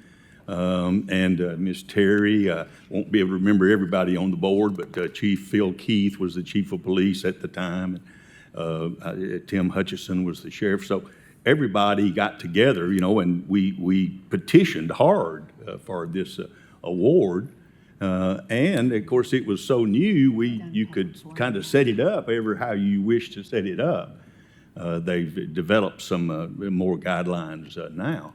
But that's what got it all started. And then the push, of course, then came from Nashville that they wanted to increase punishment for domestic violence and toughen up. Tennessee, we're either 1, 2, or 3 every year in that crime category. Okay. I'd just like to make a quick note on the Attorney General. We have an Office of Bridge to Safety in the City-County building. And we chose to do that because at our counter weekly, we will have 50 to 100 people come by asking questions, orders of protection, whatever that might be. On Thursdays, and many of you have seen Thursdays, we will have anywhere from 80 to 120 orders of protection cases. So what we have done is we have brochures that we hand out to people who come to our counter and said, hey, if you need help, here's how we can help you. And so we have been able to see a number of people who have said, yeah, I would really like to talk to somebody. So we're getting them where they are, in addition to the Family Justice Center. And the Attorney General refers people to us when they go to their office. They say, hey, if you need some help, go right down the hall. So being able to be in the city-county building and being able to be at the Family Justice Center has really helped. And to emphasize something that the General said, we're number 1 in the state of Tennessee in domestic violence petitions. Number 1, not Memphis, not Nashville, Knoxville. That's not a place we want to be number 1 in, I don't think. Mm-hmm. Okay, thank you. Well, I'm just speaking to the commission. I share Commissioner Russell's sentiment a little bit because when we're talking about duplication of services, if we're already providing these services governmentally, why do we need to have a nonprofit as well? I understand initially that was the model, but now it seems like we're providing it internally, and we could be redirecting that money internally. And so that's, if you're saying, well, we have a duplication, I guess I need to understand why we should have a nonprofit involved at this point. And so I think I'm inclined, that's where I am right now. I'm inclined to just vote yes or vote no against delaying this, but I'm willing to hear more information. Commissioner Jackson? Thank you, Madam Chair. I try to be modestly prepared for these, and I don't know if anybody else has done so, but I did request and read 18 months of minutes of, from the Family Justice Center to kind of see, what the history was. So I'm not going to advocate anything other than there's a lot of information here. I think that we came here today surprised at, the back and forth. I think a workshop and some additional information, and you know what? In the spirit of the Baker Center, I could be wrong on this, and you could be right. I think that we need to have a sit-down discussion, workshop, to learn what the past issues have been, and to delay this for at least 60 days. I think 90 is better, but I'll be okay with 60. All right. So since this is my resolution, I'm going to be the last one to speak to it. I did sit down with General Nichols, and I sat down with Mike Hammond, and there have been many, many problems for a long time. There is not a mistake that our Knox County leadership left this board. That's your mayor, that's your sheriff, that's your attorney general, that's your criminal clerk. These are all elected officials. They are responsible to us. There is a reason that they have left. This has been an ongoing problem. You cannot tell me that this is not an issue if you've had 6 turnovers in 6 years.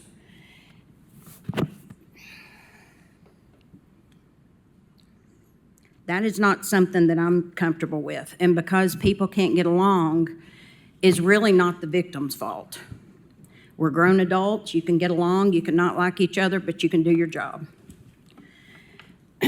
I don't doubt that the people at the Family Justice Center care. I do believe that they do care. But there has been a lot going on that was not taken care of for a long time.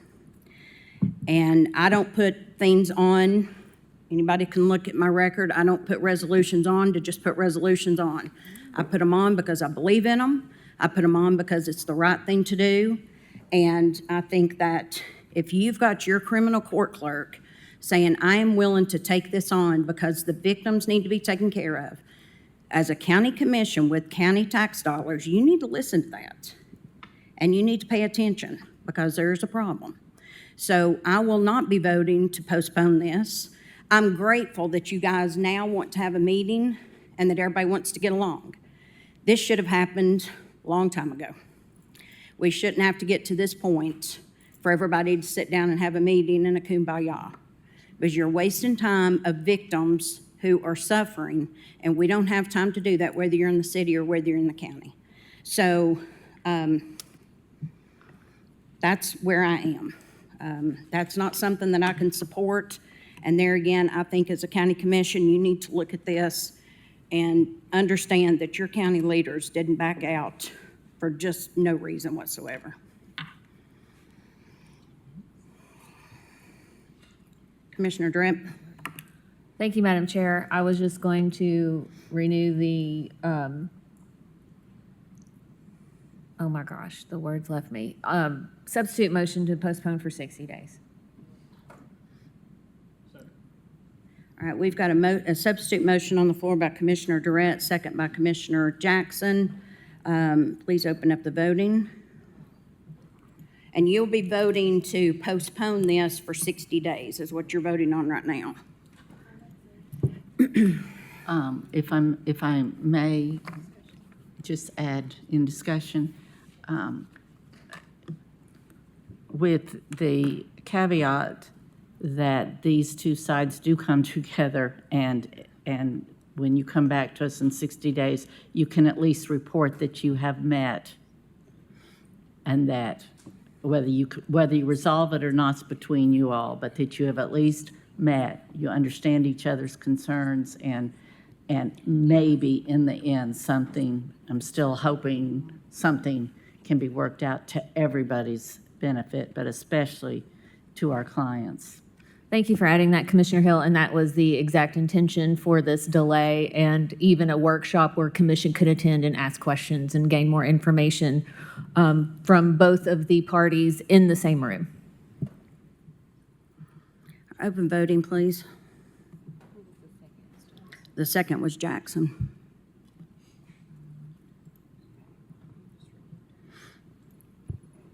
Madam Chair, for clarification, We're voting on substitute motion to delay for 60 days. Thank you.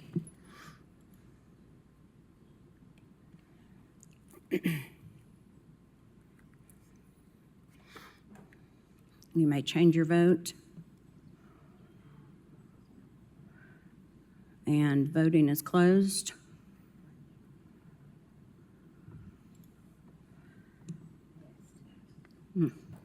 That passed 6 with 5 noes. The noes are Oster, Russell, Lee, Fox, and Frazier. So I would hope that in 60 days, when you all come back here, you will have sat down and you will have come up with a better solution of what's happening for our victims.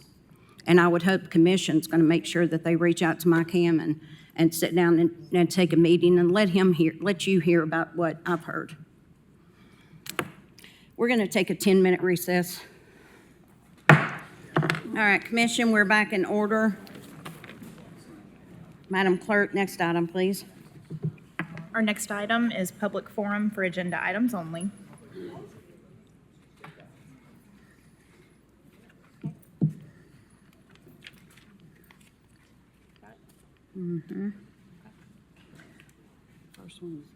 The first person that I have is Clay Pruitt. No, this is agenda item. Okay, Cadence Collins.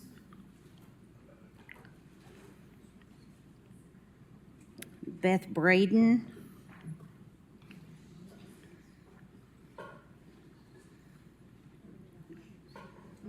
And Samuel Hertz. All right, so that, nobody is here for those items. Madam Clerk, next item, please. Our next item is the approval of minutes of the previous meeting. Do I have a motion to approve?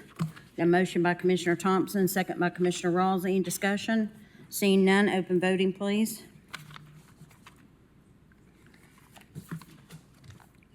You may change your vote. Voting is closed. That passes 11-0. Next item. Next item is drives and roads, consideration of the acceptance of new county roads. A, Carolina Cherry Lane. B, Penrose Farm Lane. These are located in the reserve at Penrose Farm, District 4. C, Berry Basket Drive. D, Springberry Lane. E, Orchid Harvest Lane, located in Strawberry Hills, Phase 1, District 8. Thank you. Do I have a motion to approve? Motion to approve by Commissioner Jay, second by Commissioner Thompson. Any discussion? Seeing none, voting's open. May change your vote.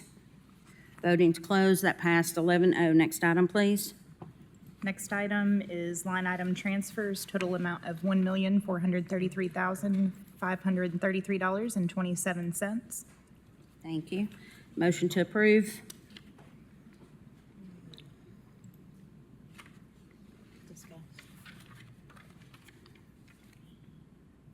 Motion by Commissioner Jay, second by Commissioner Jackson. Any discussion? Seeing none, all in favor. Voting's open. You may change your vote. Voting's closed. That passes 11-0. Next item, please. Next item is budget amendments, total amount of $8,699,300.67. Thank you. Motion to approve.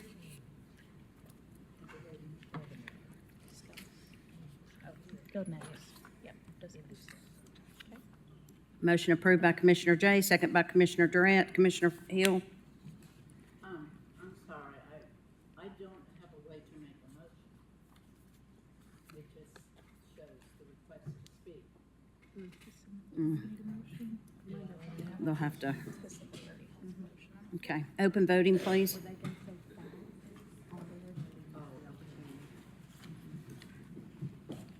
You may change your vote. Voting's closed. And that passed 10 yes, 1 abstention is Commissioner Fox. Next item. Next item is notary public applications. There were 275 applications received. Thank you. Do I have a motion to approve? Motion to approve by Commissioner Lee, second by Commissioner Durant. Any discussion? Seeing none, voting's open.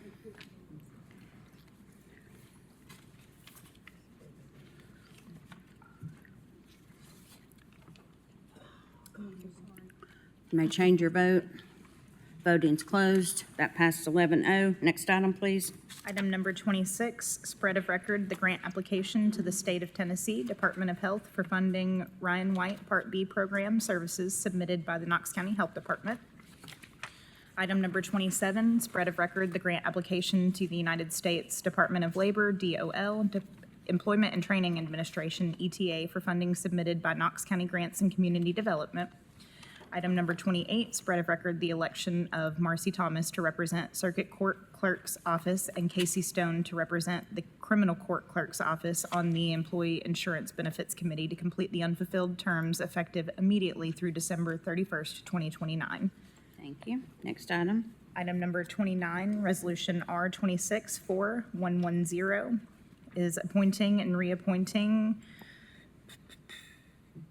3 members and 4 members and 3 alternates to the Knox County Board of Equalization. Terms expire April 30th, 2028. Okay, Commission, we only have 4 applicants. We have 7 spots, is that right? No, yeah. 3 as members, and then 1 would be an alternate. Yeah. All right.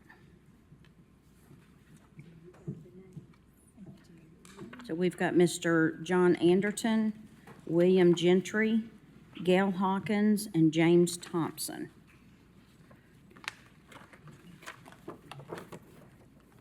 So you will be, actually, this isn't enough to even an alternate, right? Well, you would pick 3 as members and then 1 alternate. 3 members and then 1 alternate.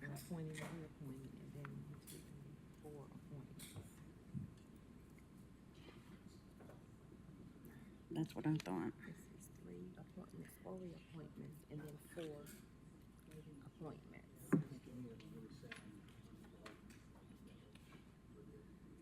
we have to vote for 3. All right, so we're going to have to vote for 3 and then 1 as the alternate. Is that correct? Okay. Make sure I'm saying that right. Yes, ma'am. Madam Chair, well, there might be one of them that possibly would prefer to be the alternate. Should we open that up for their? Can I ask, are the applicants present? Anderton, Gentry, Hawkins, and Thompson? Okay. Are any of you interested in the alternate position, or do you want the board position?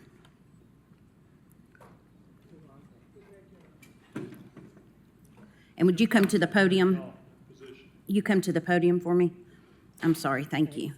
Jim Thompson, James Thompson. I'll take the alternate position. Okay. That made that easy, thank you. So we would just be reading the names in as Anderton, Gentry, and Hawkins, and Mr. Thompson is the alternate. Would you like me to read that into the record, or do we need to vote on it? Yes.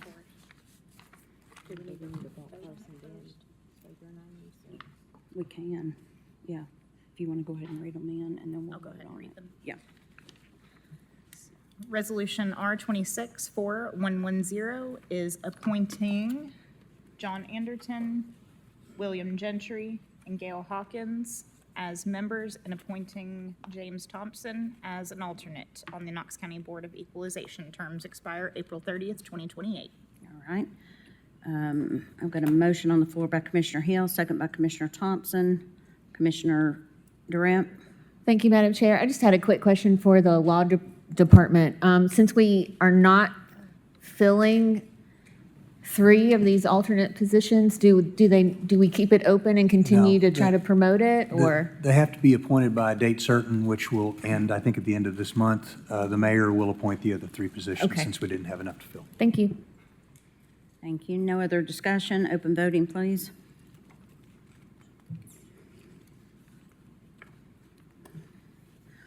May change your vote. Voting is closed. And that passed 11-0. Thank you all very much for staying through the first half, and thank you for your willingness to serve the community. Thank you. Have a good evening. Next item, please. Item number 30 is Resolution R264502, authorizing the acceptance of federal funds in the estimated amount of $1,187,886 for the Community Development Block Grant, CDBG, program, and $438,318.43 for the Home Investment Partnership Home Program for the period beginning July 1st, 2026 and ending June 30, 2027, and 2, approving Knox County's 2026 Annual Action Plan to identify activities Knox County will undertake during the program year beginning July 1, 2026 and ending June 30, 2027, using federal funds granted to Knox County by the U.S. Department of Housing and Urban Development, HUD, to address priority needs in housing and community services in furtherance of the CDBG and home programs. No local match required. Thank you. Do I have a motion? Commissioner Thompson, second by Commissioner Jay. Any discussion? Seeing none, open voting, please.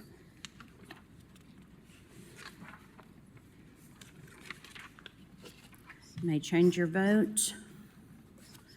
And voting is closed. That passed 9 yeses, 2 nos with Russell and Fox.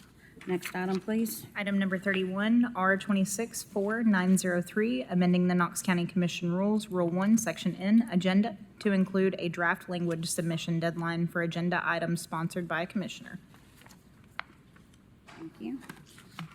And a motion on the floor by Commissioner Durrett, second by Commissioner Rawls. Any discussion? Seeing none, voting's open.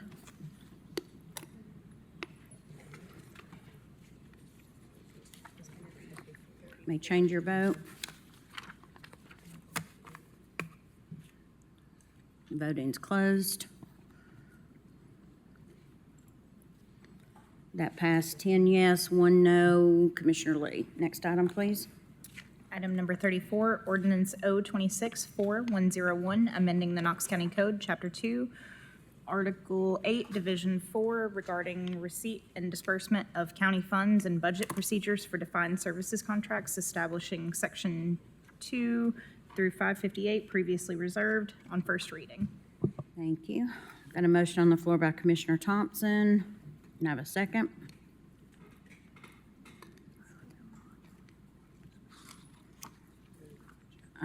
Second by Commissioner Lee. Any discussion? Open voting, Commissioner Durant.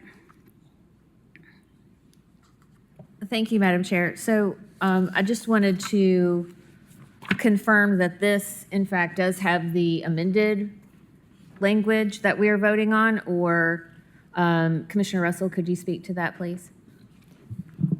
Yes, actually, I would like to make an amendment to it as put on the commission forum and as also mailed to all the commissioners. It's basically a change of simply 4 words where we added the of 50,000 or greater behind received funds of, and it will say of 50,000 or greater. I did that at the request of a number of other commissioners in an effort to compromise. I personally prefer not to have it in there, but I do want this ordinance to pass, and I believe that a step in the right direction. Sometimes you have to compromise on that, and this is definitely a step in the right direction to getting accountability and transparency, and so I was willing to do that. Thank you. Thank you. Commissioner Thompson? Thank you, Madam Chair. I'd just like to commend Commissioner Russell in this, because I was the one who requested the postponement of 6 months. Because I did say that this was important, but given the cycle that we were in, it wasn't urgent. I said that then, and I meant that. And I appreciate the work that you all put into it. After speaking with Director Holden, And the language in here, and obviously the input that was given with the 50,000 or greater, because organizations that would be receiving that level of money are already large enough, they're already doing those audits. So that would not be an additional burden on them to do that, and then they'd be able to provide it. So I do think this was a needed improvement, and I appreciate the work that went into it, and our community development staff who had a hand in working with you in that too. So thank you. Commissioner Durant? Oh, thank you, Madam Chair. Commissioner Russell, I put it on the forum this weekend, so I don't know if you saw it, and just to see if you would be amenable just to increasing that 50 to 100,000 or greater, because there are, I mean, to Commissioner Thompson's point, yes, a majority of the people who are asking for $50,000 may already be doing the audit or are used to it or be able to afford it, an external audit, but there might be some that don't. And once we codify this, we could potentially exclude others from applying for grants. And so I just wanted to make sure that we're not limiting those who might be a little bit smaller in looking to receive a grant. That's all. Madam Chair, may I respond? Sure. I really, truly appreciate that you reached out to me on the forum, and I do understand where you're coming from. Originally, when I wrote this, I wanted everyone to have an audit, no matter what the level was. And so I feel like that 50,000 is a reasonable amount. We've just had write-up in the newspaper recently about a not-for-profit that wasn't spending their funds the way they should, and the comptroller had to come in. It's a potential situation there, and I mean, honestly, personally, I'm not even comfortable with the 50,000, but I do understand that there has to be a level of compromise just to get the ordinance through. And so respectfully, I'm gonna suggest that we leave it at 50. Okay, thank you. Thank you. Commissioner Jackson? Thank you, Madam Chair. I've been wrestling with this one over the weekend. And I've gone back and forth. We had discussion last week. And last week, I had something happen to me. I went out and I had some birthday cards, and I put them in the mailbox. And I put the little flag up. And the next day, I go back to get the mail, and the mail's in there, and so are my envelopes. And I asked the postman as he came by, I said, "Why did you not pick up the envelopes?" And he said, "Well, your flag was not at 90 degrees, it was closer to 70 degrees. And he said, regulations state that I can't pick up the mail unless the flag is at 90 degrees. And I was like, I wanted to respond with sarcasm of could you not infer and draw a line that I have some stamped envelopes in there? But that's where I'm going with this story is that, I work in a highly regulated business. And when we begin codifying, we begin regulating policies and procedures, where do we stop? And every time we codify something, what we're doing is we're slowing the process down. I mean, this is a question that I actually was going to ask Mr. Moyers today was, if something gets messed up in this, who's liable? Who's at fault? Could a Knox County employee be, guilty of a misdemeanor, for not following procedures in the ordinance? No, this is not a criminal statute. This is just a set of regulations that people have to comply with if they want a grant for us. Yeah. So I've gone back and forth, and I sit here still not 100% sure how I'm going to vote for it. In the spirit of cooperation, I'm leaning towards voting for it on the 50,000 because Commissioner Russell has done a great job in negotiating and taking out some of the other parts of this that were more controversial. But On the flip side, I'm very concerned about codifying something that is more of a procedure. It's more of a policy, internal policy. So, you know, if things want to get changed in the future, it's going to have to come back through another commission, or maybe this commission. But, you know, and that will slow the process down. And what if we have a nonprofit that, you know, nearly 100% of their proceeds, we want them to do a specific service for Knox County, and that's a $55,000. We're going to ask them to do a audit in order to get $55,000. It's, you know, I just have issues codifying policies and procedures. So, you know, I just wanted to share my concerns with everyone. Commissioner Thompson? Thank you, Madam Chair. I have a question for Director Holden.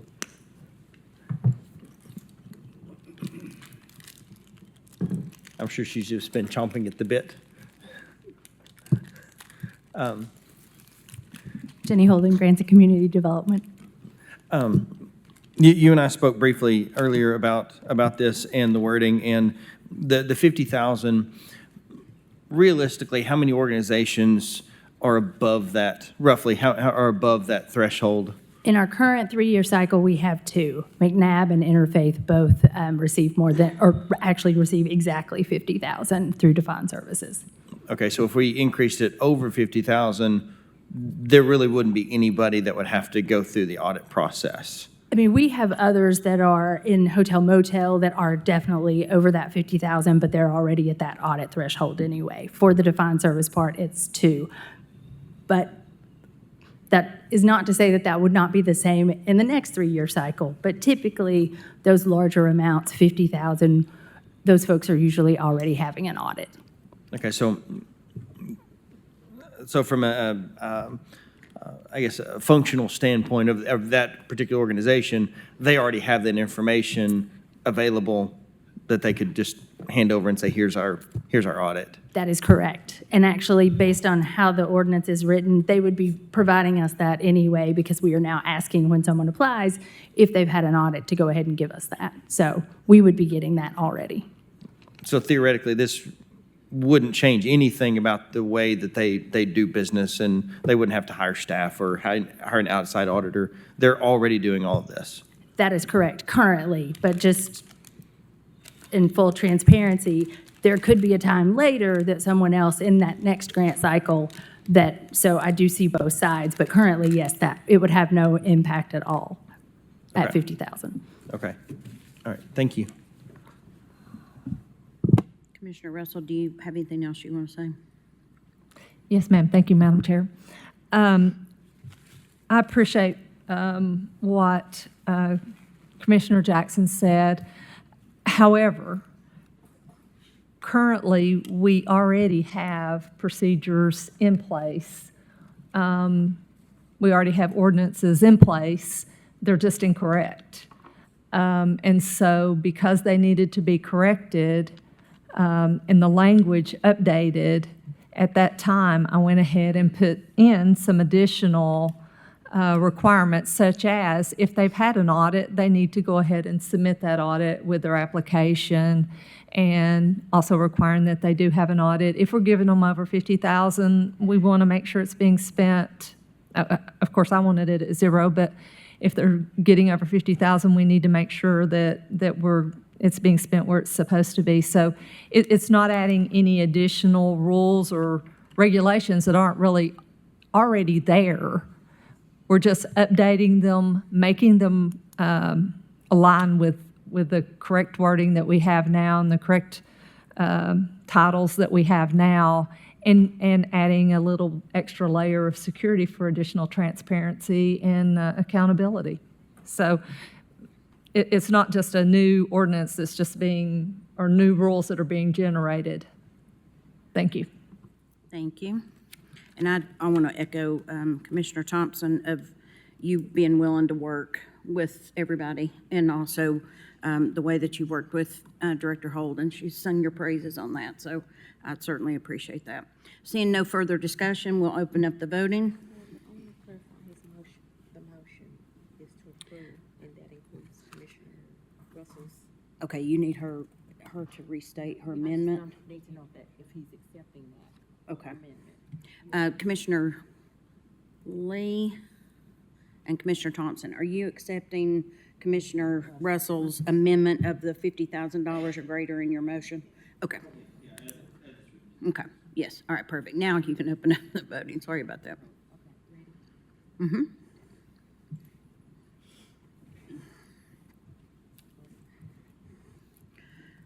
May change your vote.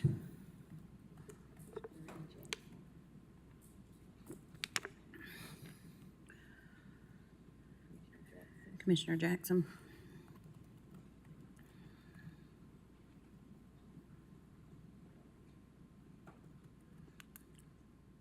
All right, you may change your vote. And voting is closed. And that passed 8 yeses, 2 noes was Rawls and Jackson, and 1 abstention was DeRipp. Next item, please.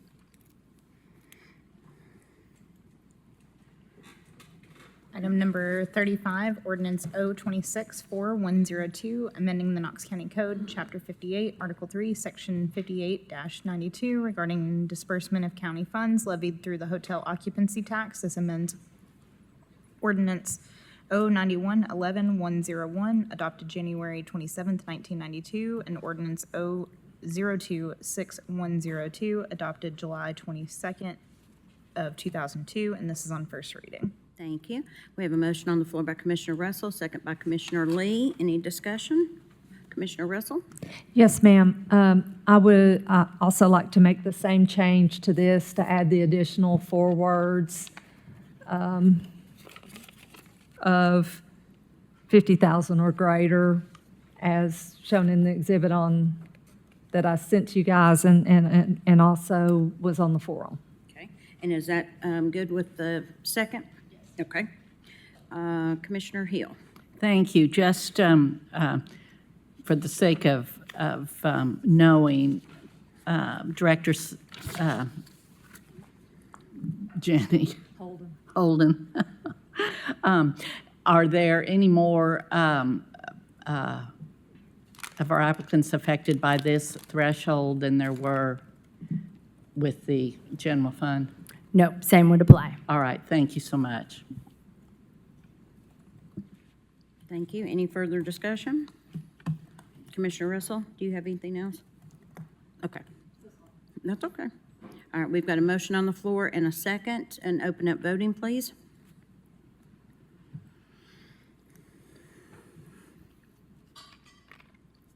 You may change your vote. Voting is closed. That passed 8 yeses, 2 noes as Rawls and Jackson, and abstention is DeRipp. Next item. Next item is O-26-4103, creating Section 2-885 of Article 11 of Chapter 2 of the Knox County Code entitled Recognition of Right to Self-Defense on Knox County-Owned Property, establishing Section 2-885 of the Knox County Code previously reserved on first reading. Thank you. I have a motion. Got a motion on the floor by Commissioner Fox, second by Commissioner Lee. Any discussion? Yes, I'm sorry. Commissioner Fox? Sorry, Madam Chair. Yes, thank you, Madam Chair. I am moving that this be adopted, but I am amending what I am proposing to be adopted by the commission by removing subsection E of the language, and that is the fee shifting provision, that if somebody wanted to sue the county to enforce this, independent from, the law director or somebody, sending a notice to somebody who's not complying with this. But if somebody wanted to sue under a declaratory judgment action or some other enforcement action, the provision I have in there would shift the fees if they're successful to giving them attorney's fees. That seemed to create consternation for some of my colleagues, and so I'm removing that from that and offering the ordinance without that provision. Can you repeat the section you're referring to? Yeah, it would be subsection E of Section 1 of the proposed ordinance. I'm removing, that is the amendment to remove subsection E from consideration by the commission. Otherwise, the ordinance would be offered as provided previously. Thank you. And for the second, is that good for the amendment? Okay, perfect. Commissioner Thompson? Thank you, Madam Chair.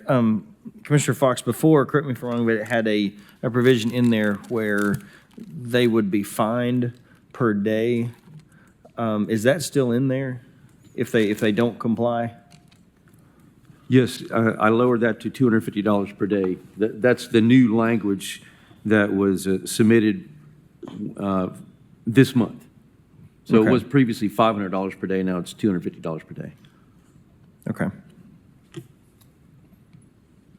And the reason for the fine was what? I mean, because obviously that would be the stipulation of, you know, renting or leasing the county property anyway, so they would know ahead of time if that was part of the stipulation. So I'm trying to figure out what, because that was one of the things that I'd mentioned before that I kind of had an issue with, was what was the fine, so.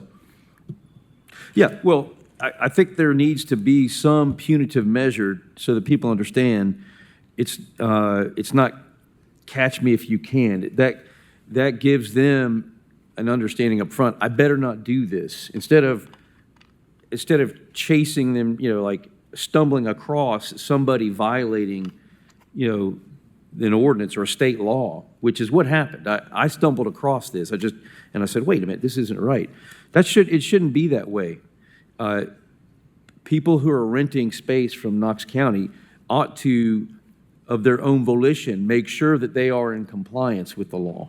And so if they're going, you know, then, so they are presumptively understanding what the law is. And you learn, you know, ignorance of the law is no excuse. So somebody has, you know, some entity has, continued to post incorrectly on property that they're leasing from the county, then there should be some type of punitive measure at this point. Yeah, that's why. Thank you. Commissioner Hill? Thank you. Commissioner Fox, is this from the time they are notified or from the time they leased the property? This, if you look, there's a provision in here that says that all lessees have 30 days to come into compliance with this ordinance. So this ordinance passes, you know, that puts everyone on notice that they need to comply with the Knox County ordinance. And then, you know, from that point on, if they are, you know, deemed to be in violation, then the fine would be implemented. My concern about that, and I agree that ignorance is no excuse for not following the law,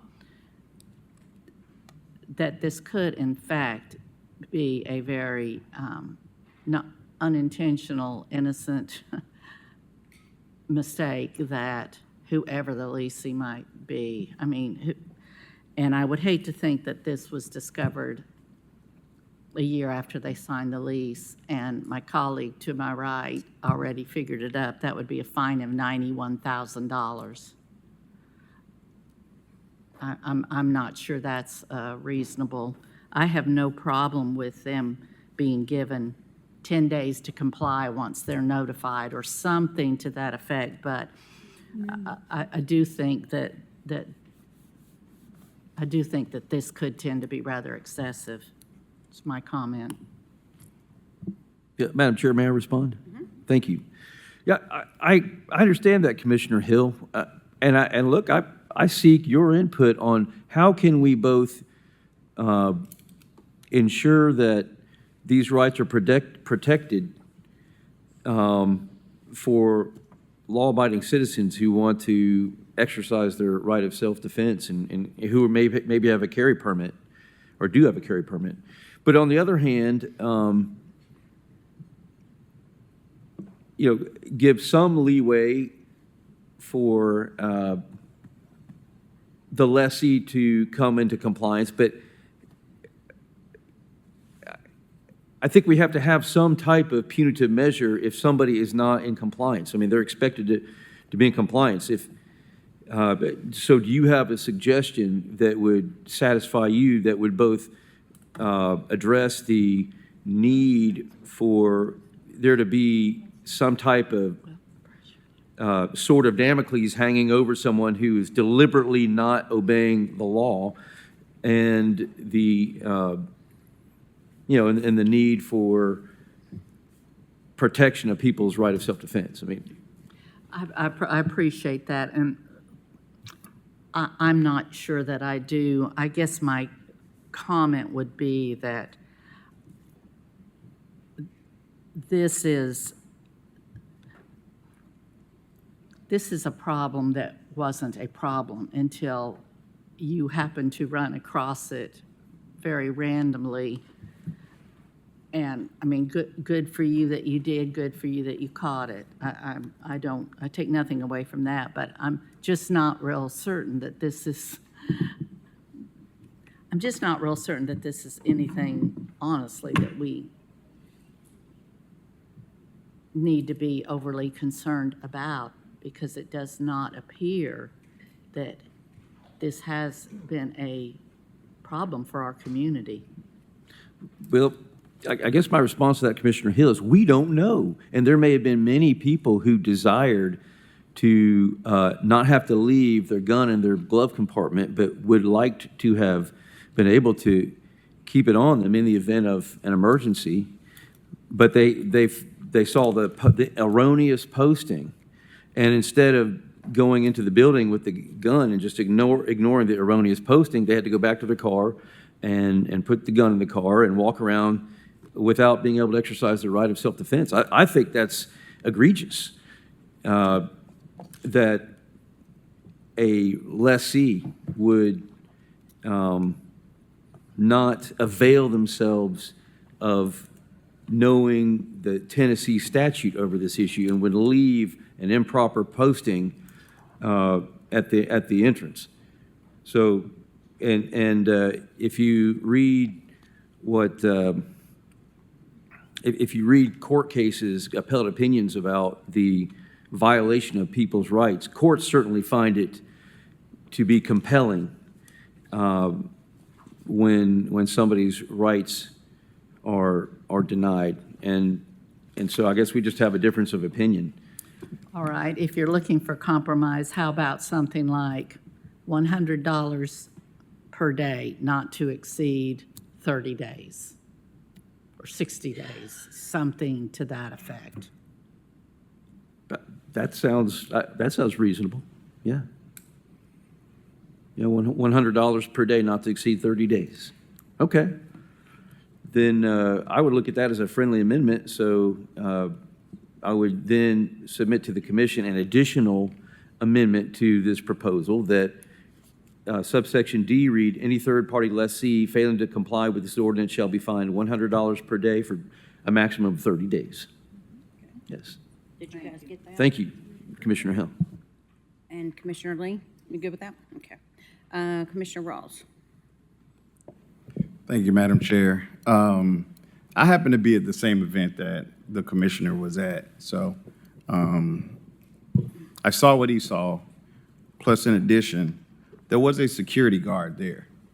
He was sitting at the table, but I see where you're going, but I believe this is a little bit of like over-regulation for a situation like this. That the don't bring a gun in this place legislation, there's different levels to it. And for the Historical Society, they assumed that they were following the rules because they had a security guard there based on that particular sign. So I think looking at us as an entity, who we lease to, I would not want to penalize my leasees as the entity, and I would just, I think we could submit a letter to them saying, hey, you are out of line based on this. and then give them an opportunity to remedy it. And once now, if you say somebody may not remedy it, then we can go into a punitive measure. But I don't think we need to go to a punitive measure in the beginning. I think we should allow somebody some time to remedy it. And plus, all of our leasees are pretty much government entities. I don't know any of them that aren't government entities. So, I mean, do you know that to be different? I don't, Commissioner Rawls, I'm not sure, honestly. Okay. Yeah. So I think most government entities would have a don't bring a gun in this place based on the different degrees of who they are. There's a don't bring a gun in this place because this is a municipal building, which is no guns whatsoever. And I like that because my back sits to the door. But a library is different, a medical facility is different, right? So I just don't want us to over-regulate an issue like this and then be able to allow somebody who's renting a place to solve the problem before we start penalizing them. So.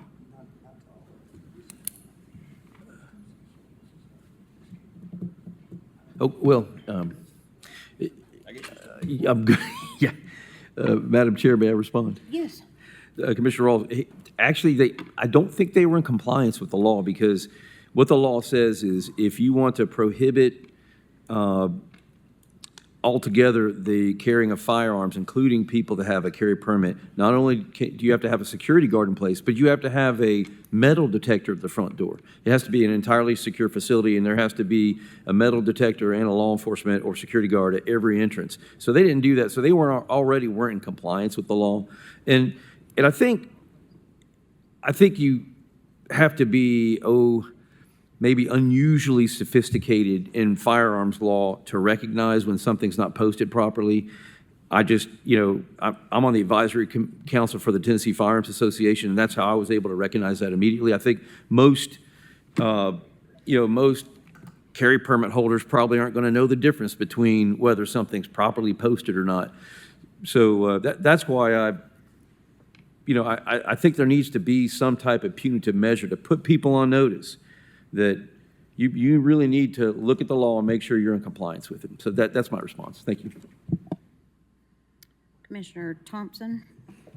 Thank you, Madam Chair. And Commissioner Fox, I told you when you first brought this up that I understood where you were coming from with this, and I'd like to support it.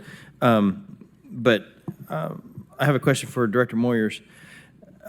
If someone is found to not be in compliance and to avoid the punitive fee while if they do deem themselves, we want it to be a gun-free zone, so they want to put in the metal detectors as a security guard and things. So that doesn't just happen overnight.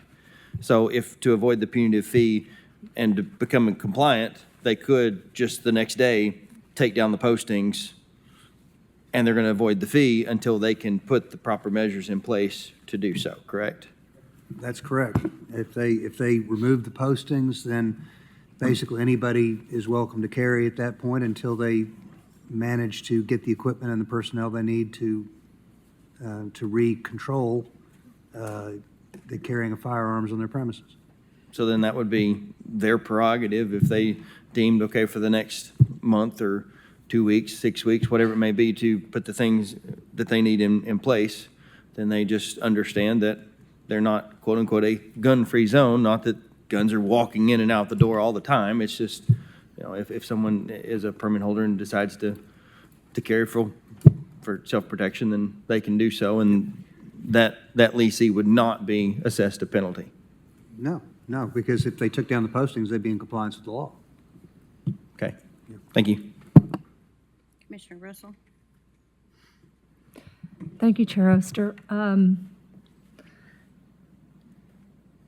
I actually have a suggestion on D, because I hear what Commissioner Rawls is saying, I hear what Commissioner Hill is saying, and I do agree, if someone doesn't know that they're out of compliance, we shouldn't be charging them a penalty until we've let them know. But once we have let them know, I don't think there should be a cap of 30 days. If you're thumbing your nose at the government, don't cap it at 30 days. They should be charged the $100 every day until they get into compliance. So I would prefer there to be language that says they'll be given a 10-day notice to get into compliance, and thereafter they're charged $100 a day until they do get into compliance. Could you offer that as an amendment? Yes. Just to get, that way we can get the whole commission's opinion on that. Can I, a point of order, can I offer that as an amendment at this time? Okay. Because yours was friendly. Okay. So I would like to make an amendment to item D that says the third-party leasee will be given 10 days, will be given written notification of being out of compliance, will be given 10 days to become in compliance, or will be assessed a penalty of $100 per day until they do become in compliance. No, 10 day, I mean, because a lot of the entities are open 7 days a week, so give them 10 days to become in compliance. 10 calendar days. Commissioner Russell? Yes. Just one question. You say that they would be given written notice, but written notice by whom? Once they have been given, No, but somebody has to send them that written notice. Who? would that, I think if anyone's, I guess it should come That's fine. from the county. That's fine. I just want to make sure that we Yeah, once have that they've in- received written notification from the county that they will, is that agreeable to you, or would you prefer it come from someone else? Well, here's the problem with that. You start gumming up things because then, that means that a citizen has to contact the law department. Then the law department has to send a notice, and, this can take, I don't mean to impugn the law department in any way, Mr. Moyers, but you can see you're starting to get into complexity and time and so forth. I would suggest that if you're going to go that route, that it would be Be given notification from anyone. I mean, if I hand them a letter that says you're out of compliance, then it's their responsibility to check the law and get in compliance. or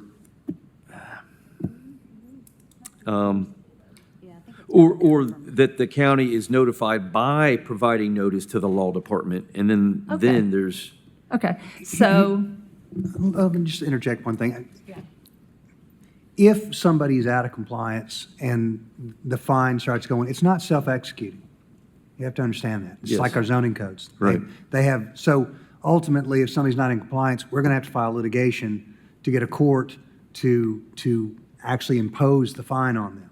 So if somebody's that, recalcitrant, it's not going to be like it's going to hit them overnight. If they really don't want to do it, we're going to have to go through a whole court process because nobody has the right to just go to an entity and say, give me the money. If they believe they're not out of compliance, Right. they've got a right to court date. So, it seems to me that just like with East Tennessee Historical Society, if it becomes known that there's a place that's out of compliance and somebody just lets us know, anybody out there is probably going to talk to their commissioner about it. If they have an issue, commissioner can refer it to us. We can send out a letter. Frankly, I have a hard time believing that anybody would, faced with that, would say no. But if they did, that's what I do with zonings. We file an injunctive action. Frankly, I don't really believe in the power of fines. I believe in the power of court orders. So what we do is we file an injunctive action and get a judge to say, you've got to stop doing that. And then, if they don't stop doing it, then there's the possibility of jail time and all that. So I find that's a lot more effective than fines. But I do believe that I would have a hard time believing that there's any entity who's leasing property from us who, faced with a letter from the law department saying, you're doing this wrong, that wouldn't correct their actions, especially if we appended to the letter under the Knox County ordinance, $100 days fine, and court action will probably ensue as well. So I find that's usually pretty effective to get people in compliance. So then would it be reasonable then to direct notice of a violation to the law? Sure. Law director? Sure. Yeah, and I think we're probably the best position to handle that. It's the kind of thing we do, with zonings and everything else. So it's not a difficult process. You just find out who it is, write the responsible party a letter, and hope they comply. And if they don't comply, then you file the suit and go forward. But most of the time, you get compliance. So then, So I think I'm going to leave it the way it is, that they will get, once they get the 10-day notice from Knox County, that they have 10 days to become in compliance, and thereafter, the $100 a day, per day penalty until they become in compliance. okay, all right.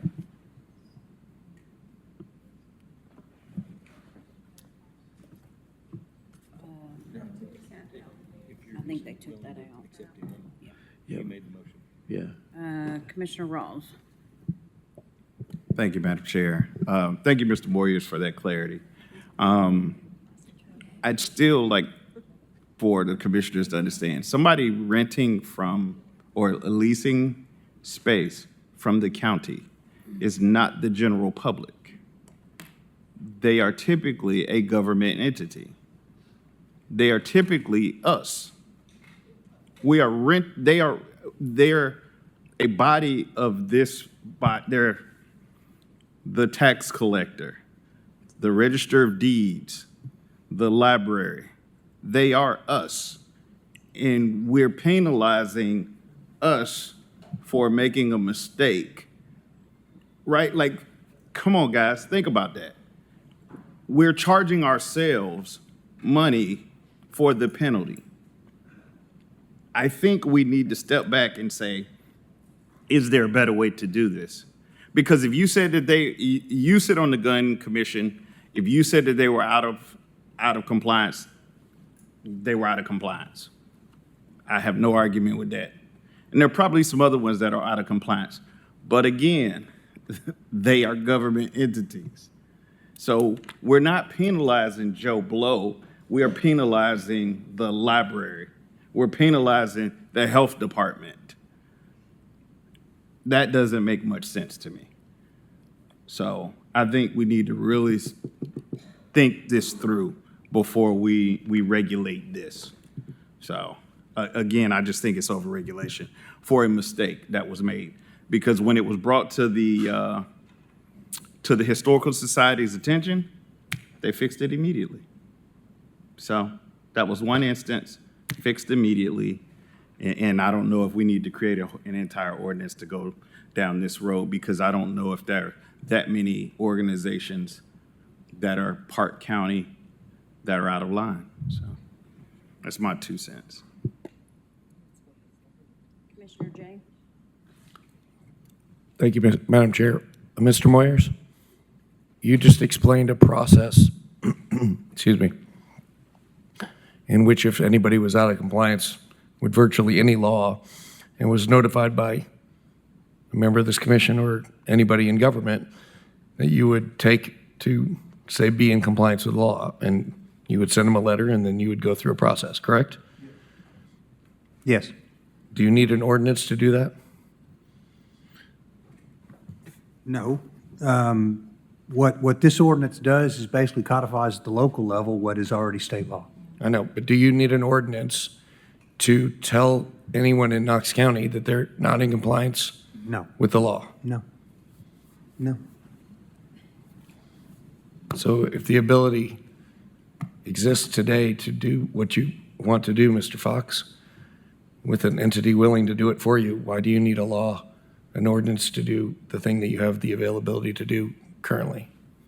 Well, this empowers the law department to do that. Otherwise, I don't know if, how would you have any purview, Mr. Moyers, to just, Okay. He just said he had the Number power. one. Let me say this. Our office is not normally the enforcer of state law, okay? The state law says you have to do this, and if it comes to our attention, that somebody who's using Knox County property is not complying with this, we're going to tell them to do that. But do we need an ordinance? No. Does it put it on the radar a little bit more, perhaps? I didn't realize it was an issue until it came up the first time. So, as I say, this ordinance basically, apart from the fines provision, codifies state law at the local level. Now, having said that, a lot of what we do, all of our motor vehicle ordinance codifies state law at the local level. That was done so, frankly, I think back in the day, so that we could keep some of the fine money that was going to the state at the time. But it would not be unusual or unprecedented for us to codify by ordinance what is state law. Do I need it to write a letter to somebody and say comply with state law? No. But, whether you wish to codify at the local level, that's a decision for the commission. Yeah. Now, one other thing, Mr. Moore, is just to make sure we're on the same page. This does mostly codify state law, but it also does one more thing. It makes a policy decision that libraries cannot declare themselves to be gun-free zones. Right now, what is controlling that policy is the effectively executive order from Mayor Jacobs that said this is how libraries are going to operate right now. But there's a gap, there's space to, if that wasn't in existence, to allow a library to go back to posting and I don't, is there an exception in the statute, the posting statute for libraries? I don't remember that. Yeah, that's why. Is there? I mean, if we got it, that's why the language for subsection A says, including any libraries and property leased. Now, there's space for, I believe, the county commission to make a policy decision that libraries should honor people's right to self-defense. But I think the default provision is that a library has the discretion to post. And the only reason that's not happening right now in Knox County is that Mayor Jacobs made his own executive order that prohibited that. So that was another important part of this ordinance. So it does do more than just restate state law. It actually makes a policy decision that, well, it codifies what is currently the status given Mayor Jacobs' executive order. Commissioner Thompson. Thank you, Madam Chair. To speak to Commissioner Rawls' point of how several of our leasees are government-related organizations, as I explained with Director Moyers, if it is an internal type organization that is leasing our property, the next day they can be in compliance by just taking down the signage until they. So we're not fining, we're not penalizing financially our own organizations. We're just getting them in compliance in whichever direction they choose to go. So we're not financially hurting them. They just have to take the signs down until they can properly post the metal detectors or security guard or whatever they were required to do at that level. So it's not like we're not financially hurting it, because the next day or that day is upon receiving notification, they can immediately become compliant by just taking the signs down until they are compliant. Commissioner Russell. Thank you, Madam Chair. I do think, and I could be wrong, but from the earlier discussion that we had a non-for-profit that was in a government building just earlier. Were they not at the same location until they decided to move out? So we do have non-for-profits that are in some of our county-owned buildings. So it is an issue beyond beyond that. And I mean, again, unless I heard them wrong, but I know they've moved out now, but there may be other non-for-profits that are utilizing some of our facilities. I know that, like, for instance, our parks, we do lease them or allow some of the league programs and stuff to go on there. So there are other organizations that use our facilities other than ourselves. Thank you. Commissioner Fox? Oh, I'm sorry. Okay. All right. Okay, perfect. All right, so we have got motion on the floor by Commissioner Fox, second by Commissioner Lee, with the amendment. You guys have that? Okay. And then we also amended subsection E. Is that correct, Commissioner Fox? Madam Chair, we took subsection E out of the rotation, out. so to speak. We alighted it, we Okay. took it out. Yeah, okay. And then we amended subsection D. Okay. And I will say that's one of the sticking points that I had, and I appreciate you hearing that. So, okay, so no further discussion. We will open up the vote.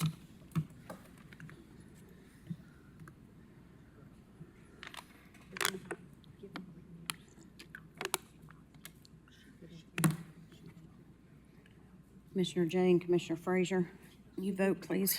I'm sorry. Vote. You may change your vote. Sorry. Voting is closed. That passed 8 yeses, 3 noes. Noes is Rawls, Durrett, and Jackson. Next item, please. There are no ordinances on second reading, so that brings us to public forum for open topics. All right. I have got Mr. John McCauley. Okay, we'll come back to him. Peter Carpenter. Okay. Stephen Arnold.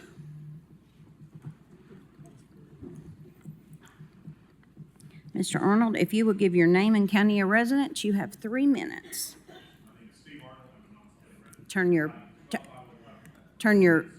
microphone on. I'm sorry. I didn't realize somebody turned it off. Okay. My name is Steve Arnold. I live at 12501 Coral Reef Circle here in Knoxville.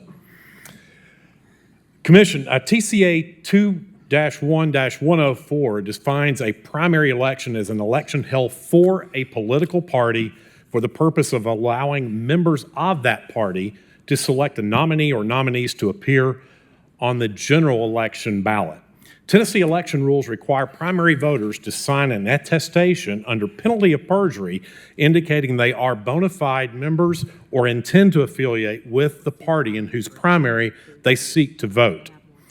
Some suggest that this affiliation is a casual relationship that can change on a whim, that one minute I can be a Democrat and the next minute a Republican. Some suggest party affiliation rules are unconstitutional. Earlier this month, however, plaintiffs asked a district court in Ohio to grant an injunction prohibiting the Ohio Republican Party from enforcing its affiliation rules. They lost. They appealed to the Sixth Circuit Court of Appeals, which of course includes Tennessee, and lost again. They appealed to the Supreme Court, and within 24 hours, they lost there as well. The district court's ruling indicated a party's good faith requirement for affiliation doesn't likely violate the First Amendment.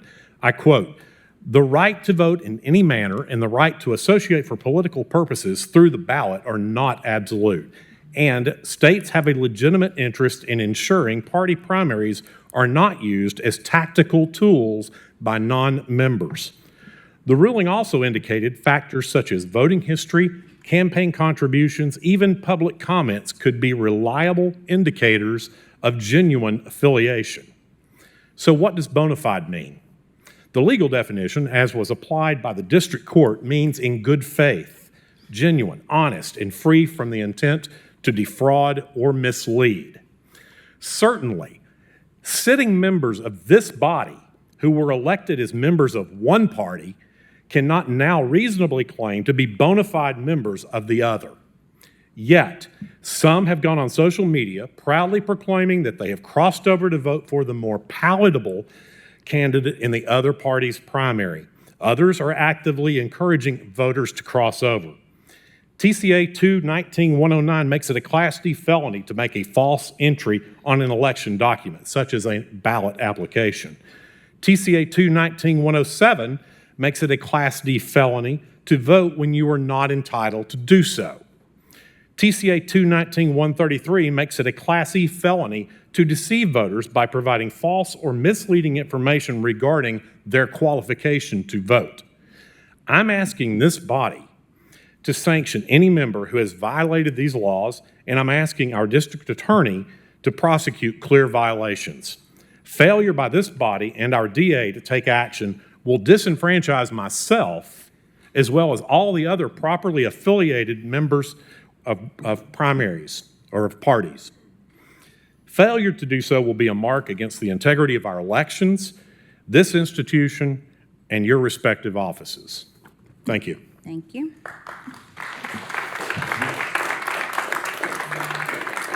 All right, next speaker is Zoe Brookshire. Ms. Brookshire, if you'll give your name and county of residence, please. You've got 3 minutes.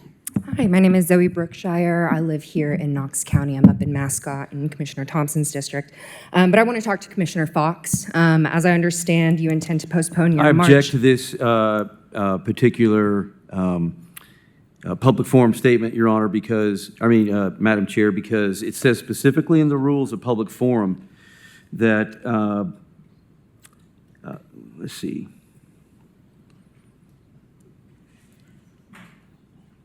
It says that the commissioner,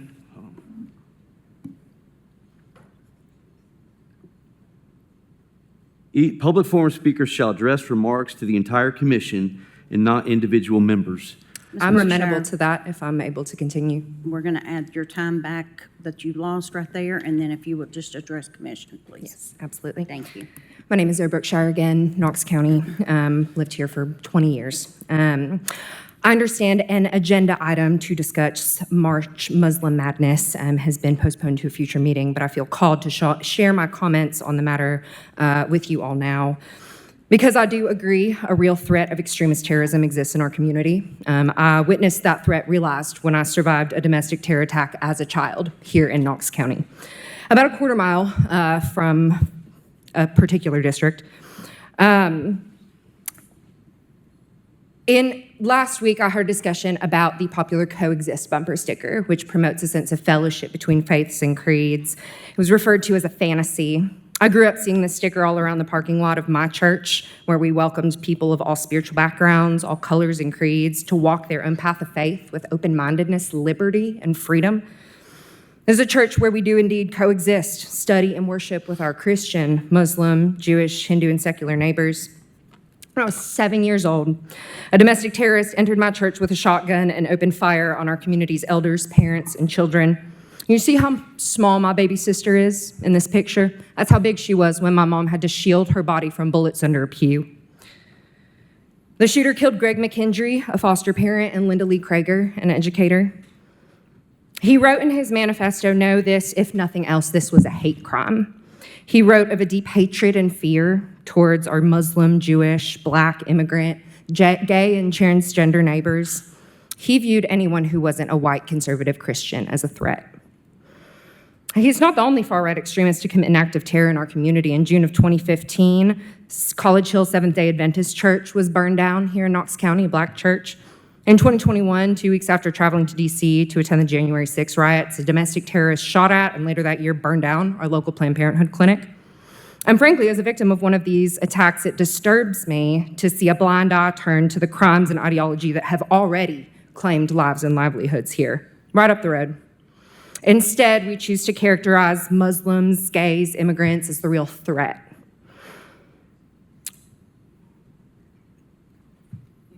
I've seen our Muslim community. I've seen our Muslim clerics, our Muslim leaders helping our community, volunteering, donating. I see them providing jobs, caring for our sick, feeding our hungry. After my place of worship was attacked, I heard them joining us in grief and prayer and song. I didn't hear a certain individual.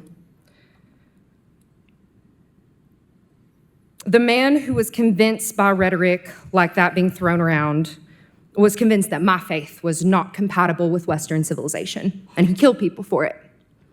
He murdered people over it. I don't see his words in the Quran. I don't hear them in our mosques. I hear them from members of this body. How long until those words embolden another terrorist, another arsonist, and another shooter? This has already happened in our community multiple times. I've been urging and praying my whole life for leaders who would do anything in their power to make sure the children in our community don't have to hear gunshots in their sanctuary like I did. That nobody has to leave a worship service in a body bag. So I'd invite you all now to pray that members of this body come to understand that the tenor of their profession will put Knox County children's, families, and faith communities in danger. Thank you, Ms. Brookshire. Madam Chair, may I exercise the privilege afforded to commission members to ask questions of any person who addresses the commission? That's a privilege afforded under Section O. I'd like to ask Ms. Brookshire a question or two. Am I allowed to directly respond to Commissioner Fox? If Commissioner Fox directly asks you. Okay. Do you know what the Quran is, Ms. Brookshire? I know that the Quran is a holy text used in the religion of Islam, as the Bible is used in Christianity, as the Torah is used in Judaism. Okay. And are you aware that the Quran, chapter 9, verse 123 states, make war on the infidels living in your neighborhood? Are you aware that that's in the Quran? I'm aware of certain things in the Quran. I'm aware of certain things in the Bible that prohibit slavery, that prohibit stoning of women who are immoral. Okay. I'm asking if you're aware of that verse. Are you aware of that verse? I'm aware of a lot of things. Again, Well, my yes or faith no? Are has you aware of led that me. passage? Can you answer my question? It's My- a yes or no question? Commissioner Fox, she's a citizen, and she came down to address commission. All right. So I think if you have a question for her, that's fine, but I think that's probably. To answer the question, again, because of my spiritual upbringing, I'm aware of many religious texts and what they say and how they can be used by all sorts of people, whether they be Christian, whether they be Jewish, whether they be not religious at all, to justify acts of violence. Okay. Are you aware that Quran 8:12 states, terrorize and behead those who believe in scriptures other than the Quran? Are you aware that it says that in the Quran? I'm aware of a multitude of religious texts that promote violence towards people. Are you aware of Quran 3:28, which says Muslims must not take the infidels as friends? Madam Chair, I object to this conversation. Yeah, We need to cease this Commissioner- conversation immediately. Commissioner Fox, I think Ms. Brookshire wanted to come down and speak. You're going to do your presentation in May or whenever you're going to do it, and I think that'll be time for you to have your address. So thank you, Ms. Brookshire, for Ms. coming Brookshire, I down. just have one question. What church was that? Tennessee Valley Unitarian Universalist Church. It's on Kingston Pike. On Cumberland Avenue, yes. Yeah. Correct. I'm very sorry about that. Yes. Thank you. Thank you. And thank you for coming down. Thank you. All right, next is Chris Treadwell. Mr. Treadwell, if you'll give your name and county of residence, please, you have 3 minutes. Thank you. Chris Treadwell, Knox County. Thank you, Commissioners, for allowing public discourse on issues that are important to residents of Knox County. We are a majority Republican county with a variety of beliefs, and it is crucial that we have representation in our government that reflects these views. It is an attack on our republic when nefarious actions are taken to undermine the system. This can be through voter intimidation, voter fraud, or assassination. Just a few days ago, there was an assassination attempt, another assassination attempt on the President of the United States. This was done by Cole Thomas Allen, a member of Indivisible and a No Kings protest organizer. Indivisible is a national organization with over $100 million of funding, with large donations coming from tech billionaires, billionaire mortgage swindlers like Herbert Sandler, who was responsible for the 2008 financial crisis, billionaire Walmart heiress Christy Walton, and billionaire George Soros's Communist Open Society Foundation, to name just a few billionaires who are pulling the strings financially in this fake people's movement. This is another attempt by a few powerful people to corrupt our political institutions. Locally, there has been a major push by Democrats to vote in Republican primaries in order to sway the outcome of the election in favor of the weakest Republican candidates. This is election interference, it is illegal, and these undemocratic tactics cause further division in our country. The Knoxville Indivisible social media accounts have dozens of posts and hundreds of comments by Democrats openly planning to sabotage our election. These extremists are taking away our voice in government by cheating the system.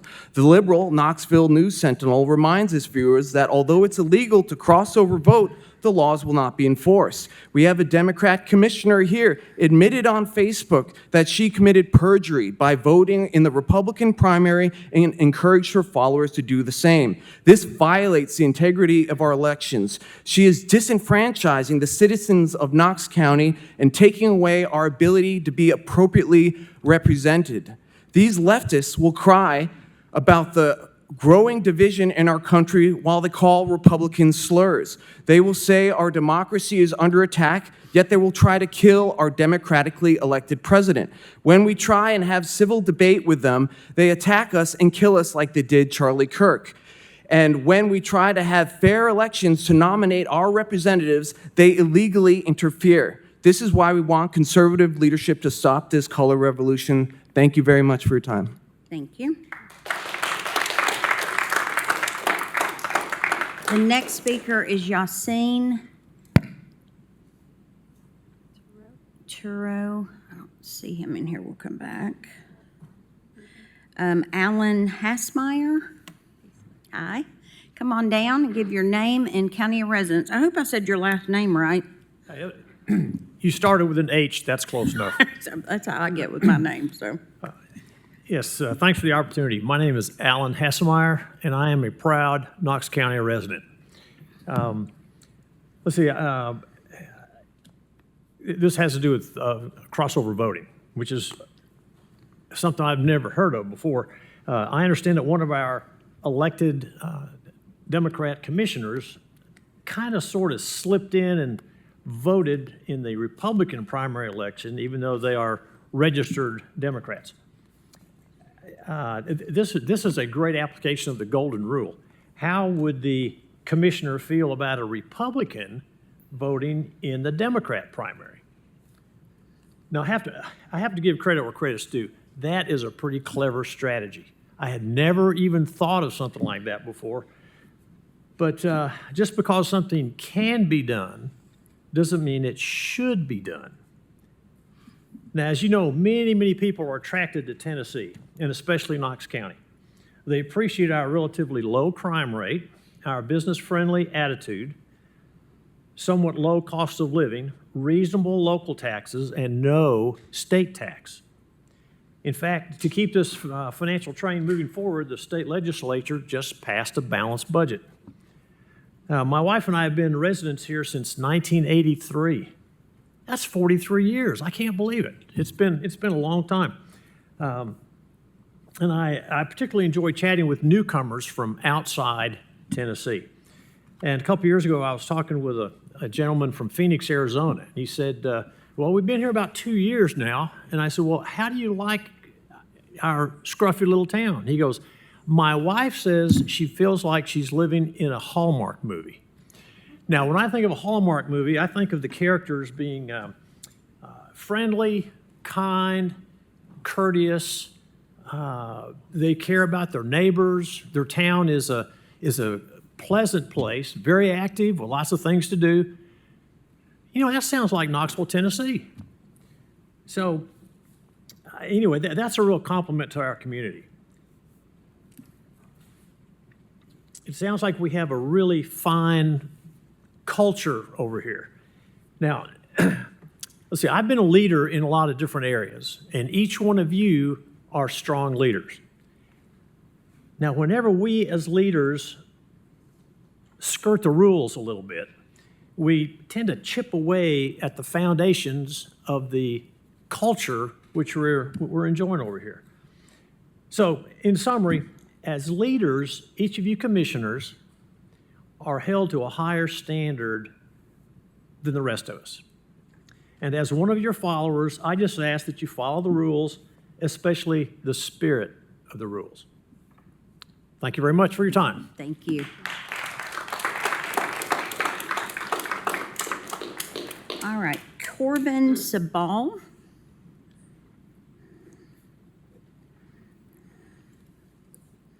Mr. Sabal, if you'll give your name and county of residence, you have 3 minutes. Hello, Commissioners. Corbin Sable. Sable, I'm sorry. It's okay. Everybody says Sable. It's okay. Resident of Knox County. Wasn't going to mention this, but I'm really looking forward to that presentation on Islam. Hopefully that happens soon so we can educate more people on what Islam really is. You know, not so much that religion of peace that everybody thinks it is, but a totalitarian ideology that's hell-bent on destroying Western civilization. No spoiler alert there. Hopefully everybody knew that. Probably not. But anyway, I'm here to also talk about the call from Commissioner Durrett to have Democrat voters go and influence the Republican primary. I've been racking my brain about this, trying to figure out what's going on. But the key piece that everybody is missing that's actually been brought up is that primaries are a partisan process. They're designed to have the voters of that party say who's going to go advance to the general election. So like right now, there's the ongoing primary election. We've got 2 candidates here and one that's not here with us. The voters of that party who are affiliated with that party should decide who goes to that general election, not members from the Democrat Party who don't share our values. I mean, that's common sense. Hopefully, and I understand that we have like an open primary system. I'm still a little fuzzy on the details, on the legality behind it, and I know there's nothing the commission here can do, like to close the primaries, but I would urge you guys to pass a resolution to have General Assembly make our primaries close so we can end this election manipulation. You know, and that's what it is election manipulation. It's just another pursuit from the left to gain more power. You know, let's go do what we have to do to get the candidate that we want so we can gain more power. I mean, it's all just a power game with the left as it is anyway. We know that. You know, they don't really care about principles or morals. It's all about power. So that's it. I would just wanted to say that, you know, it's principles. It's right or wrong. And it's wrong to send Democrat voters to a Republican primary to influence the elections. That's all. Thank you. Thank you. Next is Julia Kay.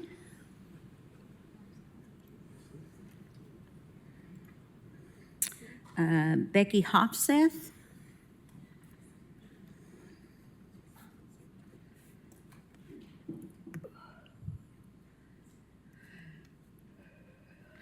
Ms. Hofseth?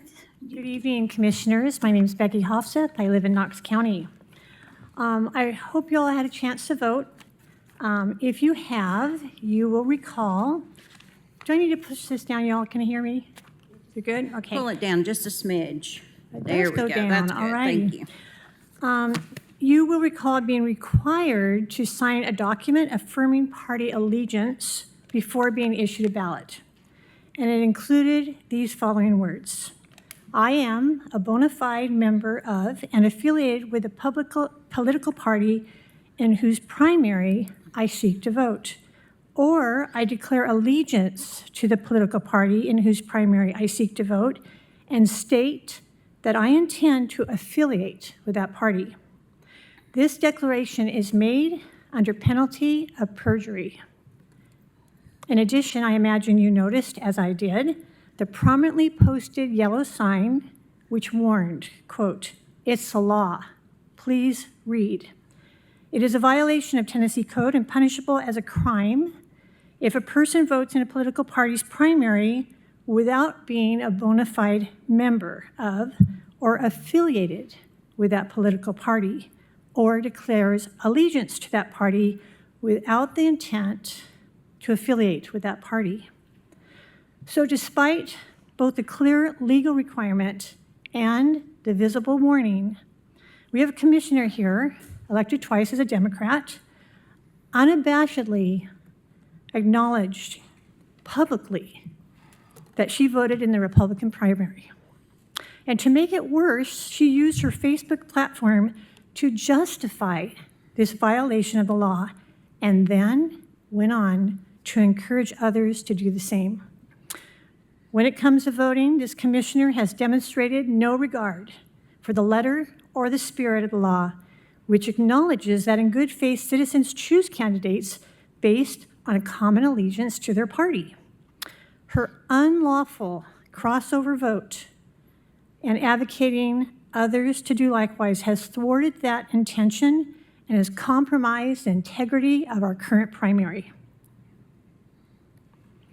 The question before this board is whether there is a will to demand appropriate consequences for a fellow commissioner who personally violated Tennessee law by falsely signing a declaration under penalty of perjury, and beyond that, publicly encourage others to do likewise. So please note, more than censure, which is a mere slap on the wrist, there is the Tennessee Ouster Act, and it provides for the actual removal of a sitting elected commissioner based on knowing and willful misconduct in office, TCA 847-101. This commissioner's knowing and willful disregard of Tennessee law is abundantly evident. I ask that you seek immediate clarity from the Knox County District Attorney, who has a duty to investigate and prosecute. Your actions moving forward will demonstrate your determination to preserve the integrity of this commission and to safeguard our elections. Thank you for listening.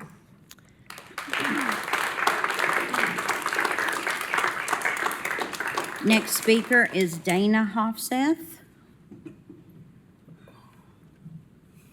Thank you. Dana Hofseth, Knox County.